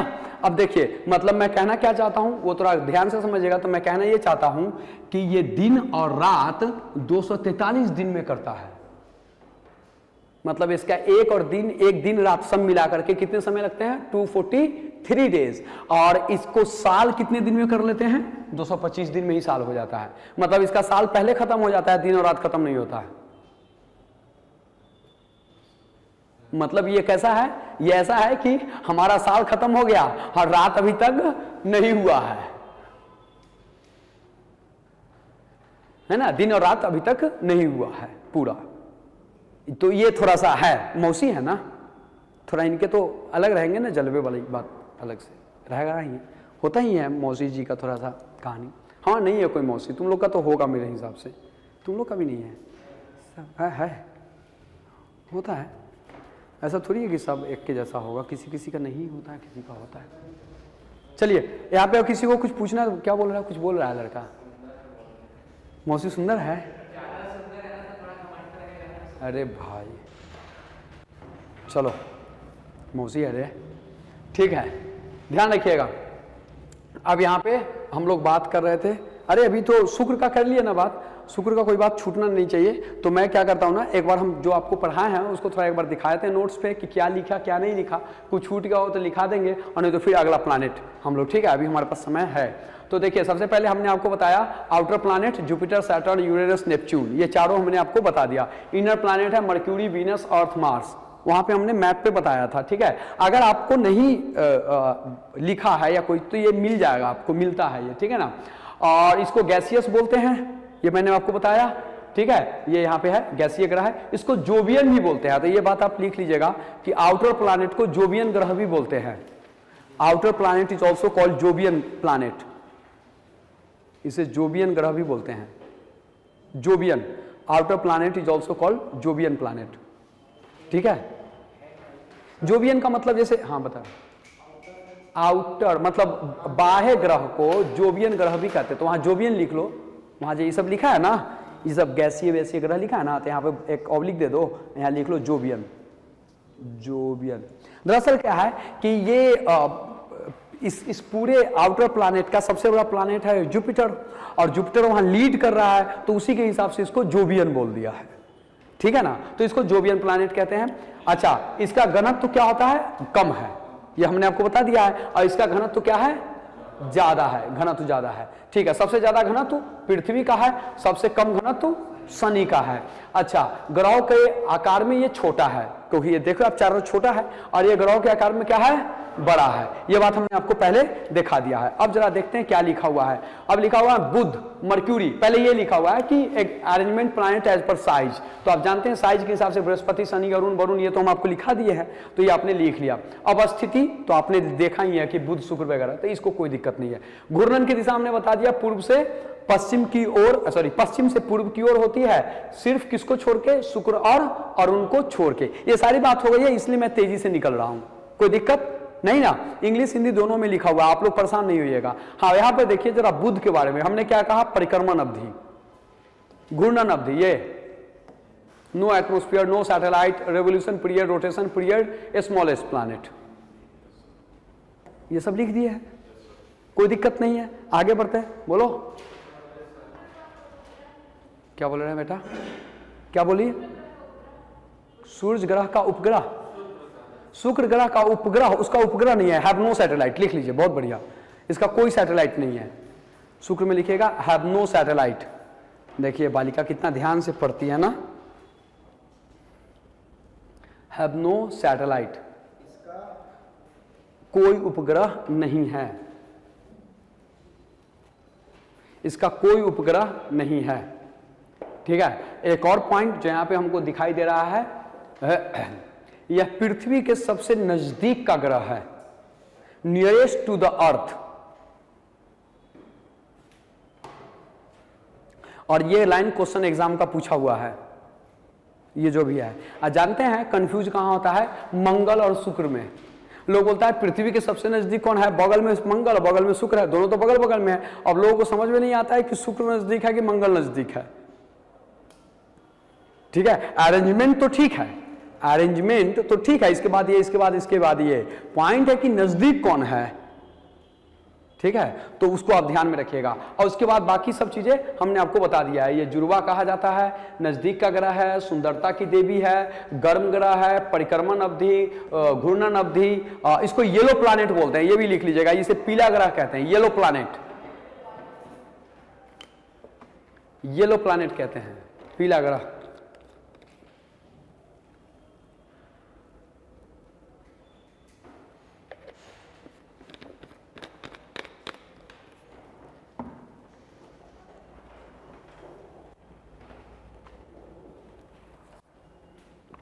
कोई दिक्कत नहीं। घूर्णन अवधि, चमकीला, ये सब तो हो गया, शाम का तारा, सुबह का तारा, ये सब हो गया, काम खत्म। अब हम लोग बात करेंगे शुक्र के बाद मंगल का, तो लिख लीजिए आप लोग मंगल।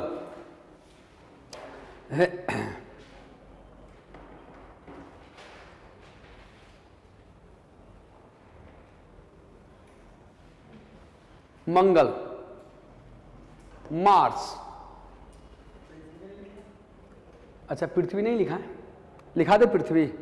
दरअसल क्या है कि पृथ्वी को लेकर के ना आपको पृथ्वी पढ़ना है बहुत सारा, इतना सारा नहीं पढ़ना है, इसमें इतना इतना ही पढ़ना है, मतलब 5-5 4-4 लाइन पढ़ करके हम लोग काम खत्म करने वाले हैं इन सबको, ठीक है। लेकिन अर्थ को 5 लाइन में काम नहीं खत्म होगा, अर्थ का पूरा क्लास कम से कम 2 घंटा तो चलना है, क्योंकि बाकी अर्थ ही हमको करना है और फिर अर्थ के अंदर आकर के फिर बहुत सारी चीज़ें करनी है। तो अर्थ जब शुरू होगा ना तो फिर अर्थ से बाहर हम लोग नहीं निकलेंगे, तो इसलिए अर्थ को स्किप कर देते हैं कभी कभी हम ना, तो इसलिए आप इसको छोड़ दीजिए और फिर पृथ्वी जब पढ़ना शुरू करेंगे तो फिर देखिएगा वहाँ फिर अलग नहीं कहीं जाएंगे, ठीक है। सिर्फ पृथ्वी और पृथ्वी होगा, बहुत बात करना है पृथ्वी में, बहुत सारी बातें, क्योंकि यहाँ हम रहते हैं और यहाँ से क्वेश्चन ज़्यादा बनता है। मार्स, मार्स के बारे में लिखिएगा। मार्स तो आप लोग जानते हैं, मंगल, मंगल जानते हैं ना, मंगल ग्रह, ठीक है। मंगल शुभ दिन है, नाम ही है मंगल, मंगल भवना मंगलहारी, सुना है ना, द्रवहु सुदशरथ, ठीक है ना। तो ये बात तो आप लोगों ने खूब सुना है। ये मंगल हनुमान जी का दिन है, व्रत करता है लोग कुछ मंगलवार को, जो चिकन मटन खाने वाला वो नहीं खाता है मंगल को, ऐसा है कि नहीं है, बोलो, है ना ऐसा?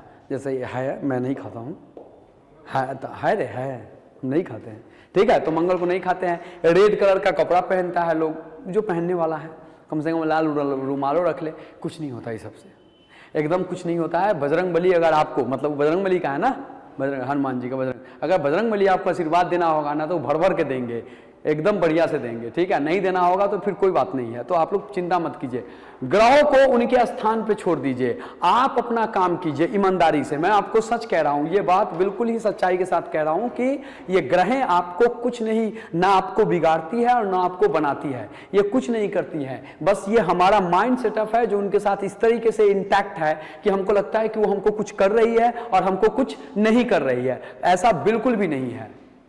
जैसे कि कभी कभी क्या होता है, जिसको बोलते हैं गलत फहमी, मैं आपको एक एग्जांपल समझाता हूं। आप क्या सोच लेते हैं, मेरा वो दोस्त या मेरा वो रिलेटिव या मेरा वो कोई मेरे बारे में गलत धारणा है या उसका अच्छा धारणा है, ये अपने मन से बैठा के आप रखे हुए हैं, और सच्चाई जब उससे कभी मिलते हैं कभी, तो आपको पता चलता है अरे तुम तो गलत सोच रहे थे यार, तुम तो मेरे बारे में इतना अच्छा सोचते हो, या फिर तुम तो हमारा इतना, तो ये यही धारणा है, हम सिर्फ धारणा बना के बैठे हुए और कुछ भी सच्चाई नहीं है, क्योंकि ये कुछ नहीं करेंगे। हाँ, कुछ नहीं करेंगे मतलब निगेटिव पॉइंट से नहीं बोल रहा हूं, कुछ अच्छा भी नहीं करेंगे, कुछ बुरा भी नहीं करेंगे, मैं ये कहना चाहता हूं।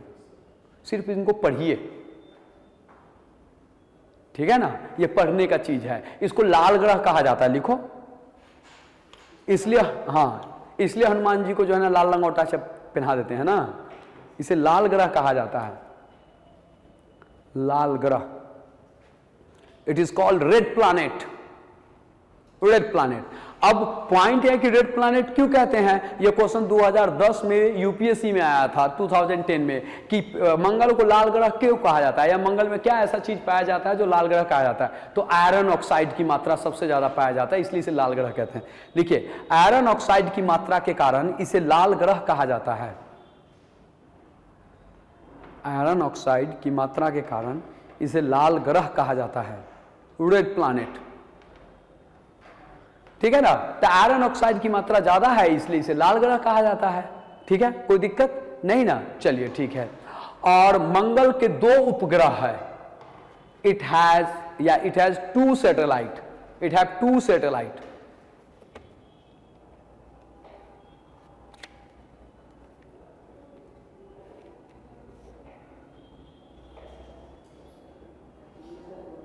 है ना, इसके 2 सैटेलाइट है, 2 उपग्रह है, उसका नाम है क्या, बताओ कोई, फोबोस और डिमोस। बहुत बढ़िया, फोबोस और डिमोस, बच्चा सब अच्छा है, फोबोस डिमोस, पता है इसको, अब इसके बारे में जानोगे ना तो ये भूत प्रेत का नाम है, सच में। अगर आप इसका इंग्लिश में पढ़ेंगे ना फोबोस और डिमोस को, तो वो मतलब एक ऐसा शब्द आएगा ना जैसे भूत प्रेत जैसा शब्द, तो ये भूत प्रेत का नाम है। भूत प्रेत नहीं है, ये उपग्रह है, ये उपग्रह है, ठीक है ना। मंगल के 2 उपग्रह है। मंगल पर एक पर्वत पाया जाता है बहुत ऊंचा, मंगल के पर्वत, मतलब एक mountain found on the Mars, और उस माउंटेन का नाम क्या है, क्या है नाम बताओ, प्रियंका चोपड़ा, प्रियंका चोपड़ा, निक्स ओलंपिया, लिख लिए निक्स ओलंपिया। मंगल पर निक्स ओलंपिया पर्वत पाया जाता है। Nix Olympia mountain found on the Mars. लिख दूं क्या निक्स? अरे भाई हद हो गया। अरे कुछ भी स्पेलिंग लिख लो, गलती सही।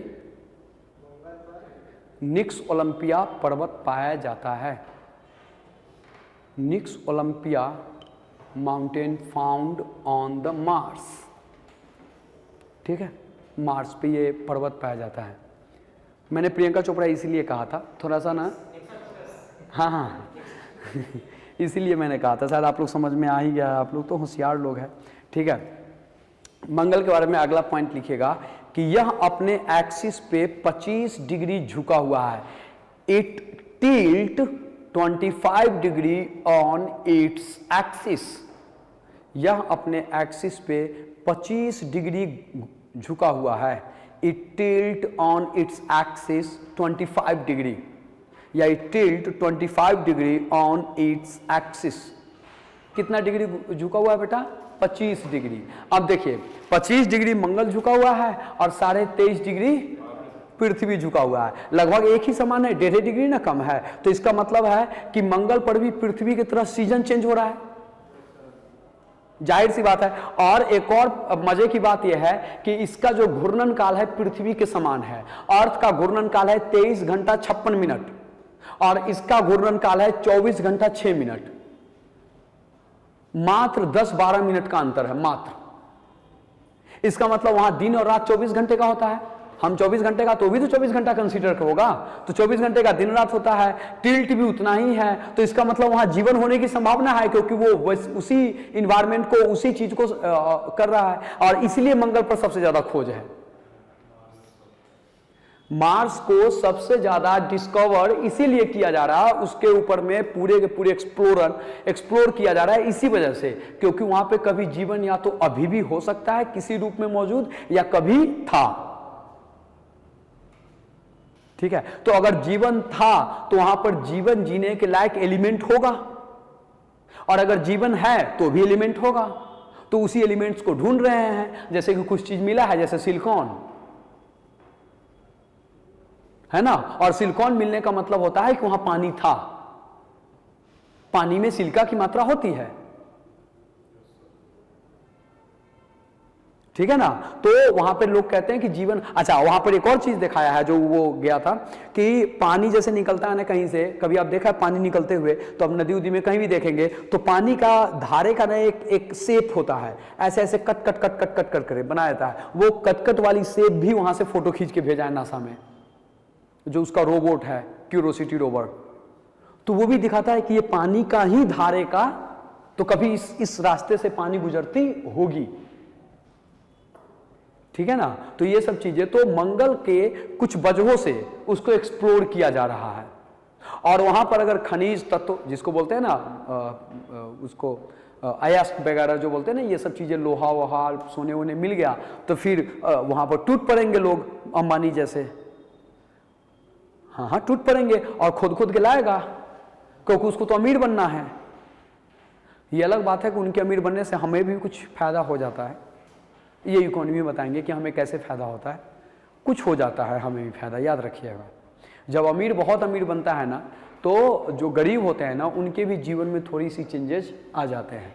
क्यों? क्योंकि जो अमीर बनता है ना, वो अमीर खर्च करेगा। अमीर घर में पैसा नहीं रखता, कभी भी नहीं। आप जानते हैं, आपको मैं एक बात बताते हैं, मजे की बात है। अमीर के पास पैसा बहुत होता है, लेकिन जितना कैश पैसा आप रखते हैं ना बैंक में, उतना उनके पास नहीं होता है। आप जैसे मध्यम वर्गीय ना 10-10 लाख रुपया तक कैश बैंक में रखते हैं, उसको तो 2 रुपया नहीं कैश बैंक में होगा। सबके सब करेंट अकाउंट से काम करता है, वो लोग काम कर लेता है और क्रेडिट कार्ड से पटाता है। समझ गए ना, हम आपको सच बात कह रहे हैं। अमीरों से पैसा मांग लो, उसका दिमाग खराब हो जाता है, कैश पैसे। ठीक है, तो उससे क्या होता है, वो खर्च करता है। खर्च कहाँ करेगा? फैक्ट्री लगाएगा, यही सब करेगा। तो फैक्ट्री लगाएगा तो रोजगार देगा, तो हमारे आपके जैसे लोगों की जेब में पैसा आएगा, है कि नहीं। कोई शहर बसा देगा, टाटा जैसा, टाटा नगर, जमशेदपुर, भिलाई, शहर बसा देगा। शहर बसा देगा तो हमारे आपके जैसे लोग वहाँ जा करके लेबर तेवर का काम करके जिंदा रह लेंगे। ठीक है, तो अमीरों के पास पैसा आता है तो अपने पास भी कुछ आ जाता है, ये सच बात है। ये अमीरी है तभी तो हमको बुलाए हैं सर, जो भी कंपटीशन कम्युनिटी के हेड हैं, डायरेक्टर हैं या बड़े लोग हैं, तो हमको भी कुछ देंगे सैलरी अपना वाला में से, क्या है कि नहीं। तो अमीरी होता है तो हमारे पास भी कुछ पैसा आ ही जाता है। तो बहुत ज़्यादा चिढ़ने की ज़रूरत नहीं है अमीरों से, मनाइए कि वो और अमीर हो ताकि आपकी सैलरी और बढ़े या आपकी नौकरी लगे, क्योंकि आप तो अमीर हो नहीं पाए या आपके पास इतनी हिम्मत नहीं कि आप अपना धंधा कर सके। तो जो धंधा कर रहे हैं उसी के यहाँ नौकरी करके उसको आगे बढ़ाएं, हमारा भी कुछ बढ़ेगा। ये सिंपल रूल है और ये कभी बदल नहीं सकता है। तो चिढ़ने से, बहुत लोग देखते हैं चिढ़ता है, गाली बकता है, एकदम अननेसेसरी फालतू चीज़ है। मैं आपको सच कह रहा हूँ, एकदम अननेसेसरी फालतू चीज़ है। या तो आप कीजिए या तो नहीं कीजिए। आपके पास हिम्मत है जाकर अपना खोल के देखिए और फिर आप देखिए कि कितने दिक्कतों का सामना आपको करना पड़ता है। तब आपको पता चलेगा जो वहाँ बैठा हुआ है वो किस तरीके से जी रहा है। छोटा सा आप कुछ डाल के देखिए ना अपना, छोटा सा आप में से कुछ भी छोटा सा, अगर आप में से किसी का होगा कोई धंधा ऐसा तो आपको अंदाजा हो रहा होगा या आपके पेरेंट को अंदाजा हो रहा होगा। छोटा सा धंधा डाल के देखिए, आपको अंदाजा हो जाएगा, है कि नहीं? गलत बोल रहे हैं? बहुत बहुत मुझे अंदाजा है, मैं 2 साल करके आया हूँ। ठीक है, चलिए। हाँ, क्या बोल रहे थे बेटा? मार्स, लाल ग्रह कहते हैं, ये सब बातें हो गया। दूगो फोबोस डेमोस हो गया। और सबसे ज्यादा हम लोग बोल रहे थे कि वहां पे एक्सप्लोर करते हैं इसीलिए, और वहां पे एक्सप्लोर का बहुत सारा, जैसे हमारा गगनयान मंगलयान गया और उसको क्या कहते हैं? मार्स ऑर्बिटर मिशन, MOM, जो हमारा वाला गया था वो MOM है ना, मार्स ऑर्बिटर मिशन। और वो जो यान था उसका नाम था मंगलयान। तो यान यानी कि जो इसको लेके गया था उसको यान कहा, और जो मिशन था वो MOM था। और वहां पर जाकर के हम लोगों ने पहली बार में ही सफलता दर्ज की। तो ये बात तो हम लोग आप जानते भी होंगे, तो इसको हम ज्यादा दिमाग नहीं लगाएंगे। तो मार्स के बाद अब सीधे चलते हैं जुपिटर में। अरे इसका रोटेशन रिवोल्यूशन नहीं लिखे हैं? लिख लो, रोटेशन रिवोल्यूशन बताए तो थे, अच्छा लिख लीजिएगा, रोटेशन रिवोल्यूशन, रोटेशन और रिवोल्यूशन।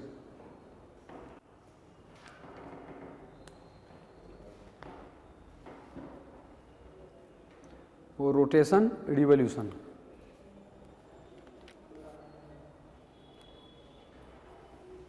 लिख लिए रोटेशन रिवोल्यूशन।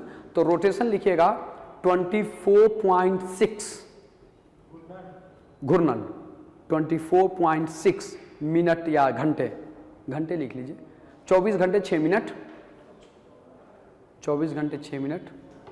और रिवोल्यूशन लिखिएगा कितना है? 687 दिन, 687।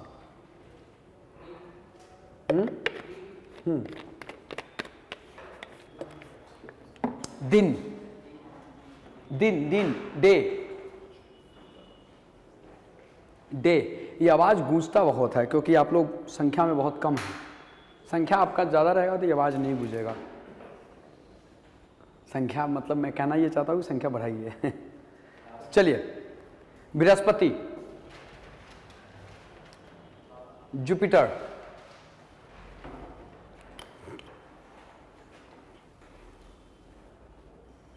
जुपिटर, बृहस्पति, ठीक है। बृहस्पति ये सौर मंडल का सबसे बड़ा ग्रह है, biggest planet of solar system, biggest planet of solar system.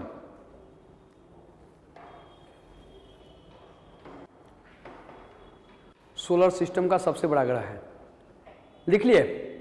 और इसके उपग्रहों की संख्या 79 है। नंबर ऑफ सैटेलाइट डैश 79, उपग्रहों की संख्या 79 है, नंबर ऑफ सैटेलाइट डैश 79। अब आप क्या कीजिए, एक छोटा सा काम आपको करना चाहिए, वो ये है कि नंबर ऑफ सैटेलाइट घटते बढ़ते रहता है। तो अभी आप चेक कीजिए कि कितना है एक्चुअल में। एक बच्चा कोई चेक करेगा कि number of satellite, how much satellite of Jupiter. करो चेक, मोबाइल है ये तुम लोगों के पास, हद हो गया, निकालने के लिए तैयार नहीं है लड़कियां सब, ठीक है। चलिए, हाँ 79 है, बस छोड़ दीजिए यहाँ पे। अगर कुछ बदल जाएगा तो हम उसको चेंज कर देंगे, ठीक है। उसके बाद आगे लिखिए, इसका सबसे बड़ा सैटेलाइट लिखिए, बिगेस्ट सैटेलाइट इज गैनीमेडा। इसका सबसे बड़ा सैटेलाइट गैनीमेडा है, यहां पे लिखा हुआ है। कितना हो गया जुपिटर का? 95। देखो 2 लोग क्रॉस कर लो, उसके बाद फिर लिख लो। 79 को काटना नहीं, 95 लिख देना ऑब्लिक करके। मतलब कल तक के ढूंढ लिया है ना, यही बात है ना, कल तक 2 दिन पहले तक ढूंढ रहा है। ठीक है, गैनीमेडा है, गैनीमेडा।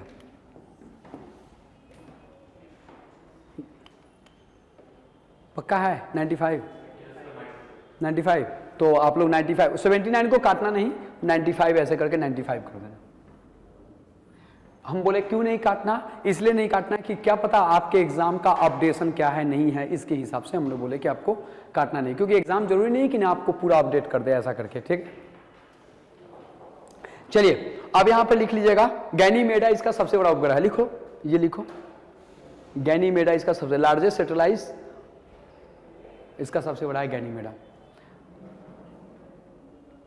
ठीक है, अब पॉइंट यहां लिख लिया, कुछ बच्चों को लिखने दो। अब पॉइंट यहां पर ये बेटा कि गैनीमेडा सिर्फ बृहस्पति का ही सबसे बड़ा सैटेलाइट नहीं है, पूरे सोलर सिस्टम का सबसे बड़ा सैटेलाइट है ये, ठीक, biggest satellite of solar system, biggest satellite of solar system.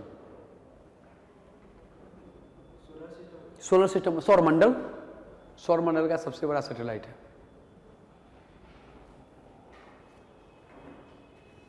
सौरमंडल का सबसे बड़ा सैटेलाइट है। इसका घूर्णन और परिक्रमण अवधि आप लिख लीजिए एक बार, रोटेशन पीरियड और रिवॉल्यूशन पीरियड। रोटेशन पीरियड और रिवॉल्यूशन पीरियड। रोटेशन पीरियड है 9 आवर्स 56 मिनट और रिवॉल्यूशन पीरियड है 12 ईयर्स।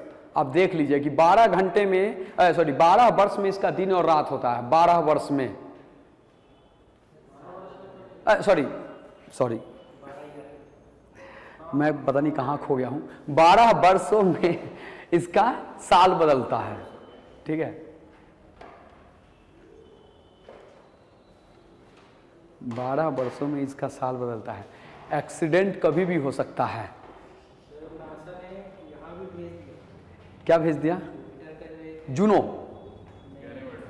जूनो एक उप भेजा है। हाँ हाँ, एक जूनो भी एक उपग्रह है जो शायद बृहस्पति पे भेजा है। एक बार देखने की चीज़ है कि ये भेजा है कि नहीं, है ना। जूनो भी एक उपग्रह है, लिख लीजिएगा। जो क्या क्या है, जूनो और यूरोपा, हाँ लिख लीजिएगा। जूनो और यूरोपा जुपिटर पर भेजे गए उपग्रह है। Juno and Europa are satellite, artificial satellite. Europa, Europa, Juno और यूरोपा कृत्रिम उपग्रह है या मानव निर्मित उपग्रह है जिसे भेजा गया है, मानव निर्मित। जूनो और यूरोपा।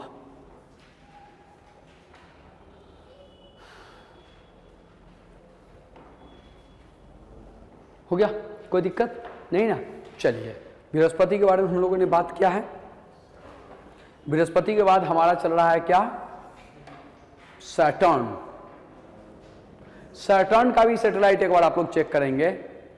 नंबर ऑफ सैटेलाइट 82 लिख लीजिएगा और चेक कीजिएगा। नंबर ऑफ सैटेलाइट, सैटर्न मतलब शनि, शनि के उपग्रहों की संख्या 82 है और चेक कीजिए, मुझे लगता है ये ज्यादा होगा, 146।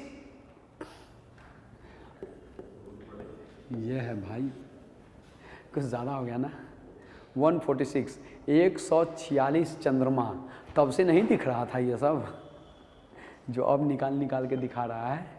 चलो, सैटेलाइट की संख्या 146 है, 146, ठीक है, नंबर ऑफ सैटेलाइट। और इसका सबसे बड़ा सैटेलाइट है टाइटन। टाइटन घड़ी पहनते हो ना,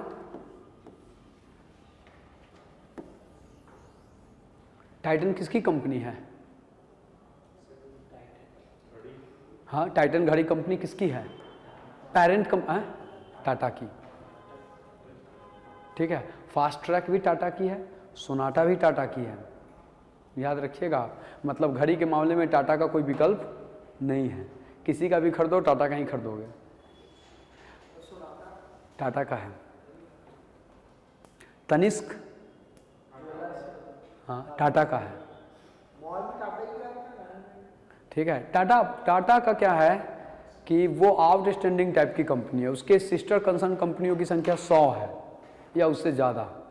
हमें ना बहुत सारी चीज़ पता नहीं चलता कि क्या टाटा का है, बाद में पता चलता है अच्छा ये टाटा का है। हमें भी बहुत सारी बातें बाद में, जैसे वोल्टास टाटा का है, ये टाटा प्रोडक्ट लिखा, अब आता है टाटा प्रोडक्ट लिखा है ना। वैसे कितने हैं, अभी एयर इंडिया टाटा का हो गया है ना, फोर्ड नहीं, जगुआर और रैंड रोवर, फोर्ड भी है, हाँ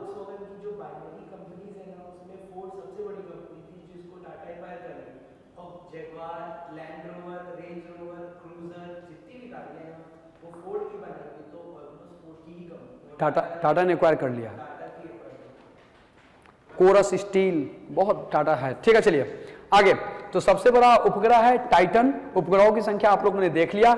हाँ देखिए, इसके चारों तरफ रिंग पाया जाता है, छल्ला रिंग, इसके चारों तरफ रिंग पाया जाता है, इसके चारों तरफ छल्ले पाए जाते हैं, रिंग फाउंड अराउंड इट, इसके चारों तरफ रिंग पाया जाता है।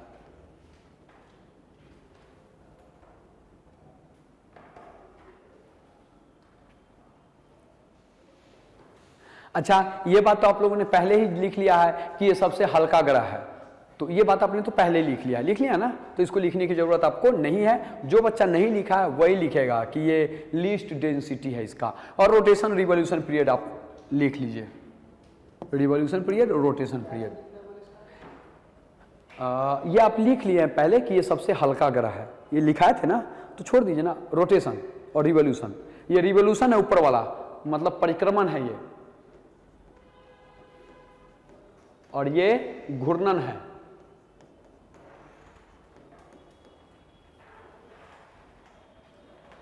परिक्रमण है और ये घूर्णन है, रोटेशन और रिवॉल्यूशन।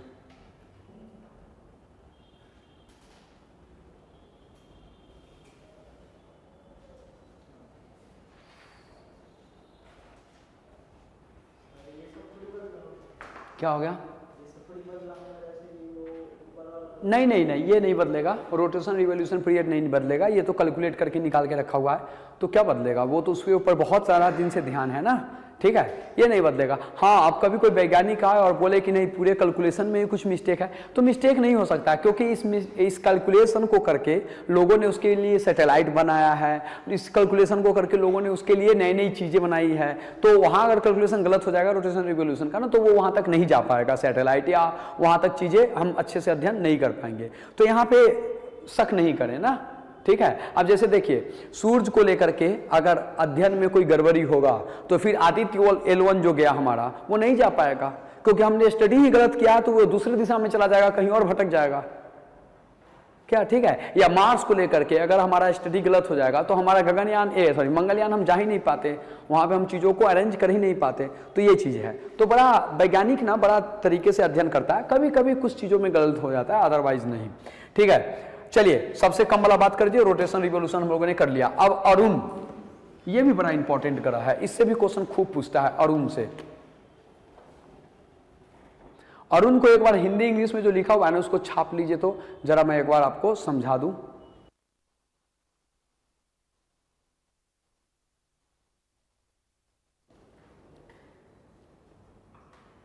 सबसे बड़ा उपग्रह टाइटेनिया है, सबसे बड़ा उपग्रह टाइटेनिया है।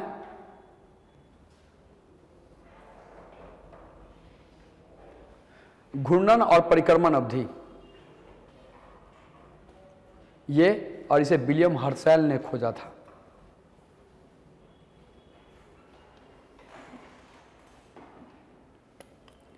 विलियम हर्शेल ने खोजा था।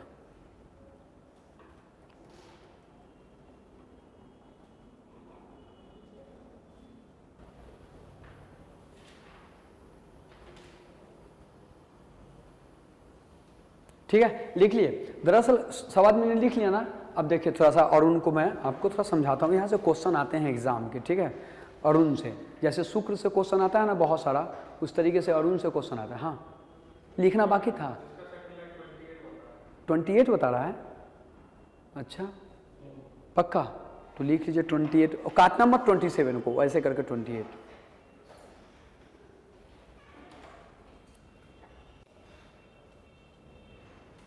देखिए हम यूरेनस की बात करते हैं, हिंदी में इसको बोलते हैं अरुण। हिंदी में क्या बोलते हैं बेटा? अरुण। अब यहाँ पे ध्यान दीजिएगा, ये शुक्र, ये जो सूर्य है, सूर्य से इसका जो स्थिति है वो 7वां है। क्या मा है? 7th फ्रॉम द सन। तो लिख लीजिएगा सूर्य से इसकी स्थिति 7वां है, 7th फ्रॉम द सन। सूर्य से इसकी स्थिति 7वां है, 7th फ्रॉम द सन।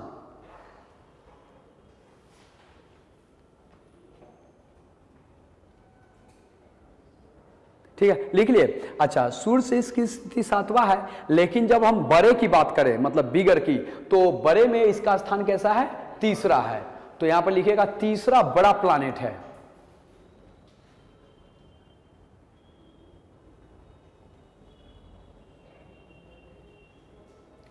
ठीक है, तीसरा बड़ा प्लैनेट है। हो गया एक पॉइंट। अब देखिए इसको ना, एक पॉइंट आपने लिखा था कि इसको लाइंग प्लैनेट कहते हैं, लेटा हुआ ग्रह, ये बात आपने लिखा था। तो जानते हैं क्यों ऐसा लेटा ग्रह कहते हैं? क्योंकि ये अपने एक्सिस पे बहुत ज्यादा टिल्ट है, यानी कि बहुत ज्यादा झुका हुआ है, अपने एक्सिस पे बहुत ज्यादा झुका हुआ है। इतना झुका हुआ है कि ऐसे लगता है जैसे कि ये सोया हुआ सा है। जैसे कि एग्जाम्पल बता देता हूँ कि मैं, जैसे ये है, अब ये पृथ्वी तो ऐसे कर देंगे तो हम इसको ऐसे कर दें, तो अब ऐसा लगता है जैसे सोया हुआ है। ये नॉर्थ पोल और ये साउथ पोल, तो बहुत ज्यादा टिल्ट है, लगभग 70-20 डिग्री के आसपास टिल्ट है। अगर मैं सही हूं तो एक बार देख लीजिएगा।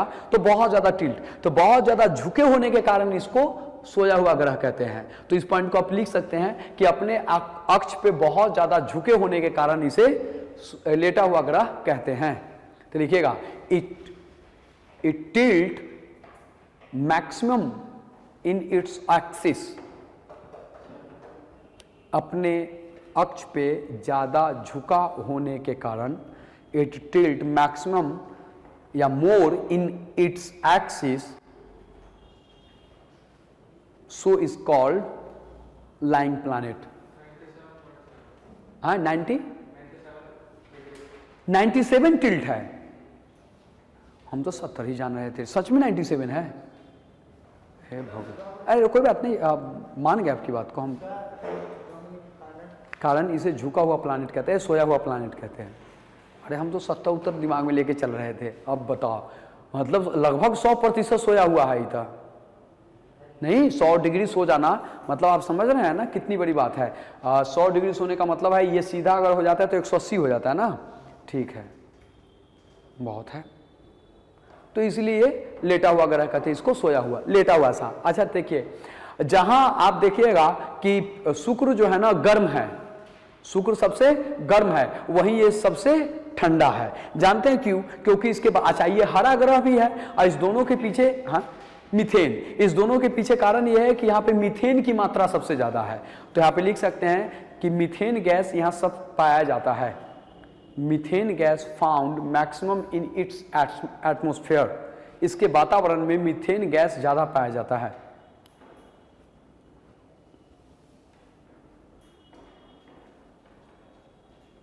इसके वातावरण में मीथेन गैस ज्यादा पाया जाता है। लिखिए, तो मीथेन गैस के कारण ये लेटा हुआ सा है, ठीक है ना। और यूरेनस का सबसे बड़ा उपग्रह, शायद आप लोगों ने लिखा होगा, टाइटेनिया है। लिखा है ना, सबसे बड़ा उपग्रह टाइटेनिया है। तो देखो, इसका कहते हैं टाइटन और इसको कहते हैं टाइटेनिया, और ये हो जाएगा टाइटन, टाइटेनिया, टाइटन, टाइटेनिया। इसका भी टाइटन से ही नाम है रे, मैं भूल रहा हूँ, ठीक है, आ जाएगा याद, कोई दिक्कत नहीं है, या फिर देख लेंगे। तो ये यूरेनस को लेकर के, तो यूरेनस से एग्जाम में क्वेश्चन बहुत आता है। तो शुक्र भी एग्जाम का क्वेश्चन है और यूरेनस भी एग्जाम का क्वेश्चन है। और दोनों में सिमिलैरिटी क्या है? सिमिलैरिटी यह है कि दोनों ही पूर्व से पश्चिम की तरफ घूमती है, उसका रोटेशन जो है ना वो एकदम बिल्कुल क्लॉकवाइज है। यही दोनों में सिमिलैरिटी है, और बाकी विपरीत है, एकदम विपरीत। वो गर्म है तो ये ठंडा है, ठीक है ना। तो ये बात थोड़ा सा ध्यान में रखिएगा, और ये क्वेश्चन एग्जाम में बहुत पूछता है, ये है इंपॉर्टेंट है यूरेनस एग्जाम के लिए, जैसे कि वो एग्जाम। अब लिखे नेपच्यून, वरुण, वरुण लिख लीजिए, वरुण, नेपच्यून, वरुण।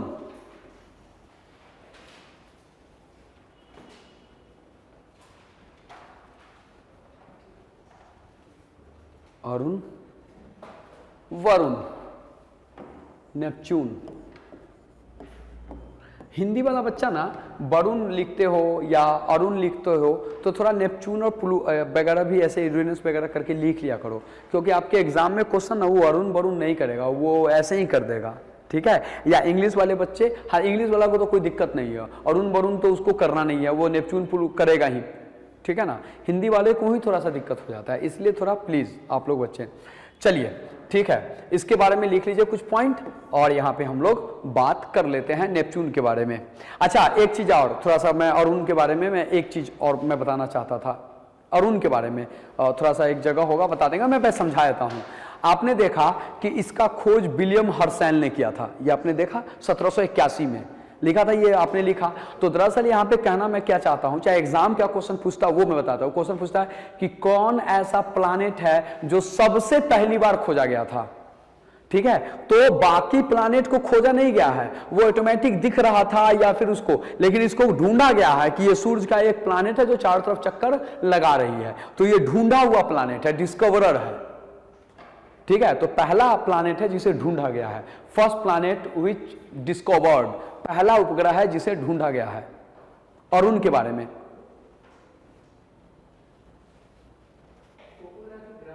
ग्रह, ग्रह बोल रहे हैं, पहला ग्रह है जिसे ढूंढा गया है, उपग्रह बोल दिए थे क्या, अच्छा गलती हो गया,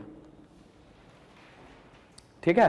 तो पहला ऐसा फर्स्ट प्लैनेट है जिसको हम क्या किए हैं, ढूंढे हैं हम, मतलब विलियम हर्सेल या इंसान ने ढूंढा, इसलिए हम बोल देते हैं। चलिए ठीक है, अब लिख लीजिएगा नेपच्यून,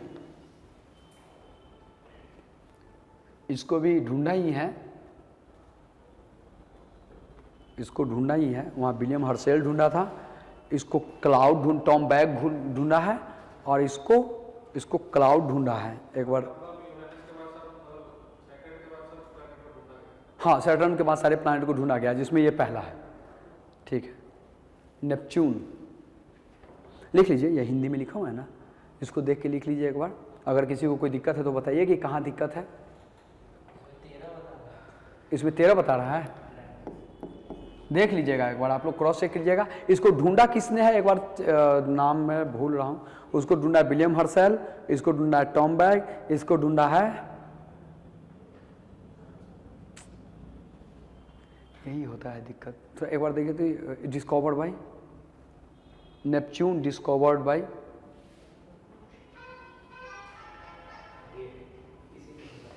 किसी ने नहीं, हाँ नहीं विलियम हर्सेल इसका नहीं होगा, नेपच्यून का है विलियम हर्सेल, तो यूरेनस का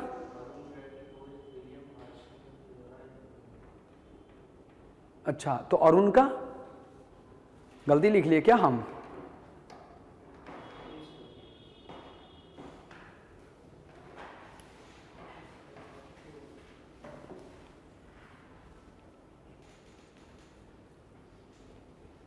इसका घूर्णन अवधि और परिक्रमण अवधि देखिए, मैंने आपको कहा था ना 165 साल, अब 165 साल का इसका जो है ना 1 साल होता है।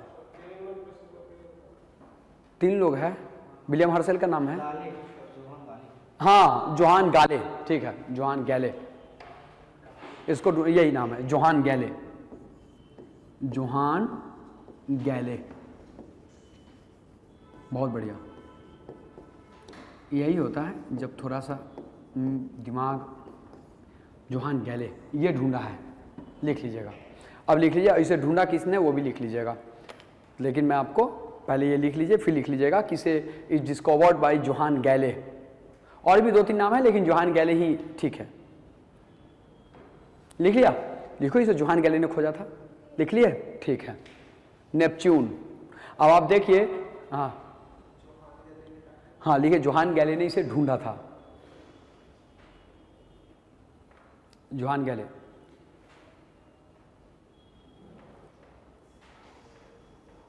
ठीक है। अब आप देखिए नेपच्यून बोलता है 165 साल में सूर्य की परिक्रमा करता है। 165 साल। अपने एक्सिस पे तो 16 घंटा में ही घूम जाता है, अपने एक्सिस में 16 घंटा में ही घूम जाता है, लेकिन सूर्य की परिक्रमा करने में इसको 165 साल 165 इयर्स लग जाते हैं। तो आप अंदाजा लगा लीजिए कि सूर्य से दूरी होने का क्या परिणाम, समझ में आ रहा है ना। ठीक है, चलिए एक पॉइंट। अब लिखते हैं प्लूटो। जरा प्लूटो के बारे में हम लोग बात कर लेते हैं, प्लूटो के बारे में।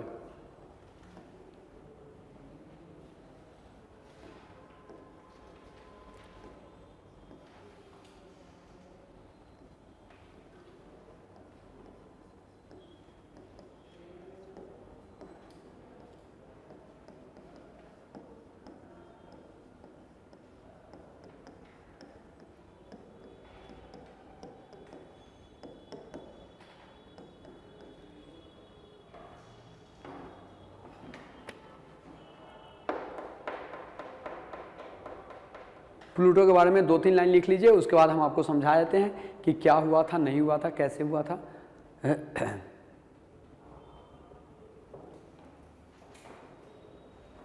इंग्लिश वाले इंग्लिश में, हिंदी वाले हिंदी में।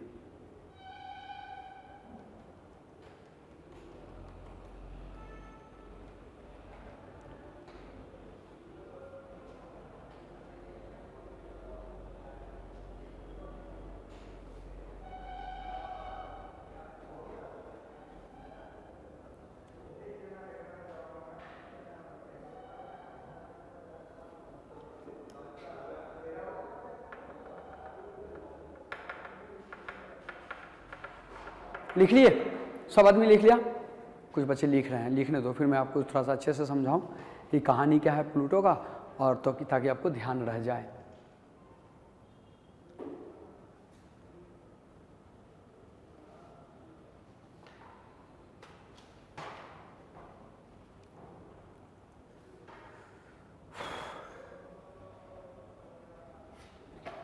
डन है। देखिए हुआ ये था 2006 में, 2006 में हुआ था कि एक संस्था है, उसका नाम है इंटरनेशनल एस्ट्रोनॉमिकल यूनियन, IAU, एक संस्था है। फिर से बोलता हूँ, इंटरनेशनल एस्ट्रोनॉमिकल यूनियन IAU एक संस्था है पूरे दुनिया का। उस संस्था ने चेक गणराज्य की राजधानी प्राग में एक जो है ना मीटिंग किया था। चेक गणराज्य एक देश है, उस वहाँ पे उन्होंने एक मीटिंग किया, और उस मीटिंग में उन्होंने 2 शर्तें, मतलब नया डिफिनीशन रखा ग्रह होने का, कि भाई ग्रह होने के डिफिनीशन क्या हो सकते हैं। क्लास के शुरू में मैंने जो बात बताया था वही दोहरा रहा हूँ, ठीक है ना, कि ग्रह होने के डिफिनीशन क्या है। तो उन्होंने बताया कि ग्रह होने के 2 इंपॉर्टेंट होने चाहिए, कि भाई ये किसी भी सैटेलाइट से छोटा नहीं होना चाहिए, मतलब इतना छोटा ना हो कि उपग्रह से भी छोटा हो जाए, मतलब छोटा नहीं होना चाहिए एक लिमिट के हिसाब से। और दूसरा कि किसी और के ऑर्बिट में ये इंटर ना करे, इसका अपना खुद का ऑर्बिट हो, खुद का ऑर्बिट हो। तो जब इसको अध्ययन किया गया, चूंकि पहले से लोग जानते ही थे, तो उस अध्ययन के मुताबिक ये नहीं ठहरा। नहीं ठहरा का मतलब ये घूमते हुए क्या करता है ना, कि अगर हम इसको घुमाएं थोड़ा सा, तो जैसे देखो ये नेपच्यून है और ये प्लूटो है, तो नेपच्यून का ये ऑर्बिट है, ठीक है, नेपच्यून का ये ऑर्बिट है, घूम रहा है अपने ऑर्बिट में बेचारा। तो ये क्या करता है ना, ऐसे घूमते हुए इसको ऐसे क्रॉस कर जाता है, और जब क्रॉस किया है तो निकलने के वक्त भी क्रॉस करेगा, ये सिंपल बात है। तो यहाँ पर ऐसे करके ऐसे निकल जाता था। तो ये जो नेपच्यून के ऑर्बिट में इंटर कर जाता था ना, तो इसको होगा कि नहीं, ये दूसरे के ऑर्बिट में इंटर कर रहा है, पहला पॉइंट तो ये। और दूसरा, इसका साइज इतना छोटा है कि कभी कभी सैटेलाइट से भी छोटा है। तो इसको कहा कि अब हम इसको ग्रह की मान्यता नहीं देंगे। ग्रह की मान्यता को क्या कर लिया, डिसॉल्व कर लिया, स्टेटस को वापस ले लिया, ठीक है ना। अब इसको क्या कह दिया, इसको कह दिया कि ये क्या है बेटा, बौना ग्रह है। ये क्या है, बौना ग्रह है। और इसके पीछे 2 कारण बताया। पहला कारण कि ये छोटा है साइज में, और दूसरा नेपच्यून के ऑर्बिट में इंटर कर रहा है। तो ये 2 कारण था जिसके कारण इसको, इसका स्टेटस जो है ना विड्रॉ कर लिया गया, ठीक है ना। बात ध्यान मेरा समझ में आ गया। तो फिर से मैं, जो कि 2006 में शायद आप लोगों ने लिखा होगा जरूर ये बात, कि 2006 में इसके ग्रह के स्टेटस को विड्रॉ कर लिया गया, समाप्त कर दिया गया। इसके पीछे कारण क्या है, क्योंकि ये नेपच्यून के ऑर्बिट में प्रवेश कर जाती है।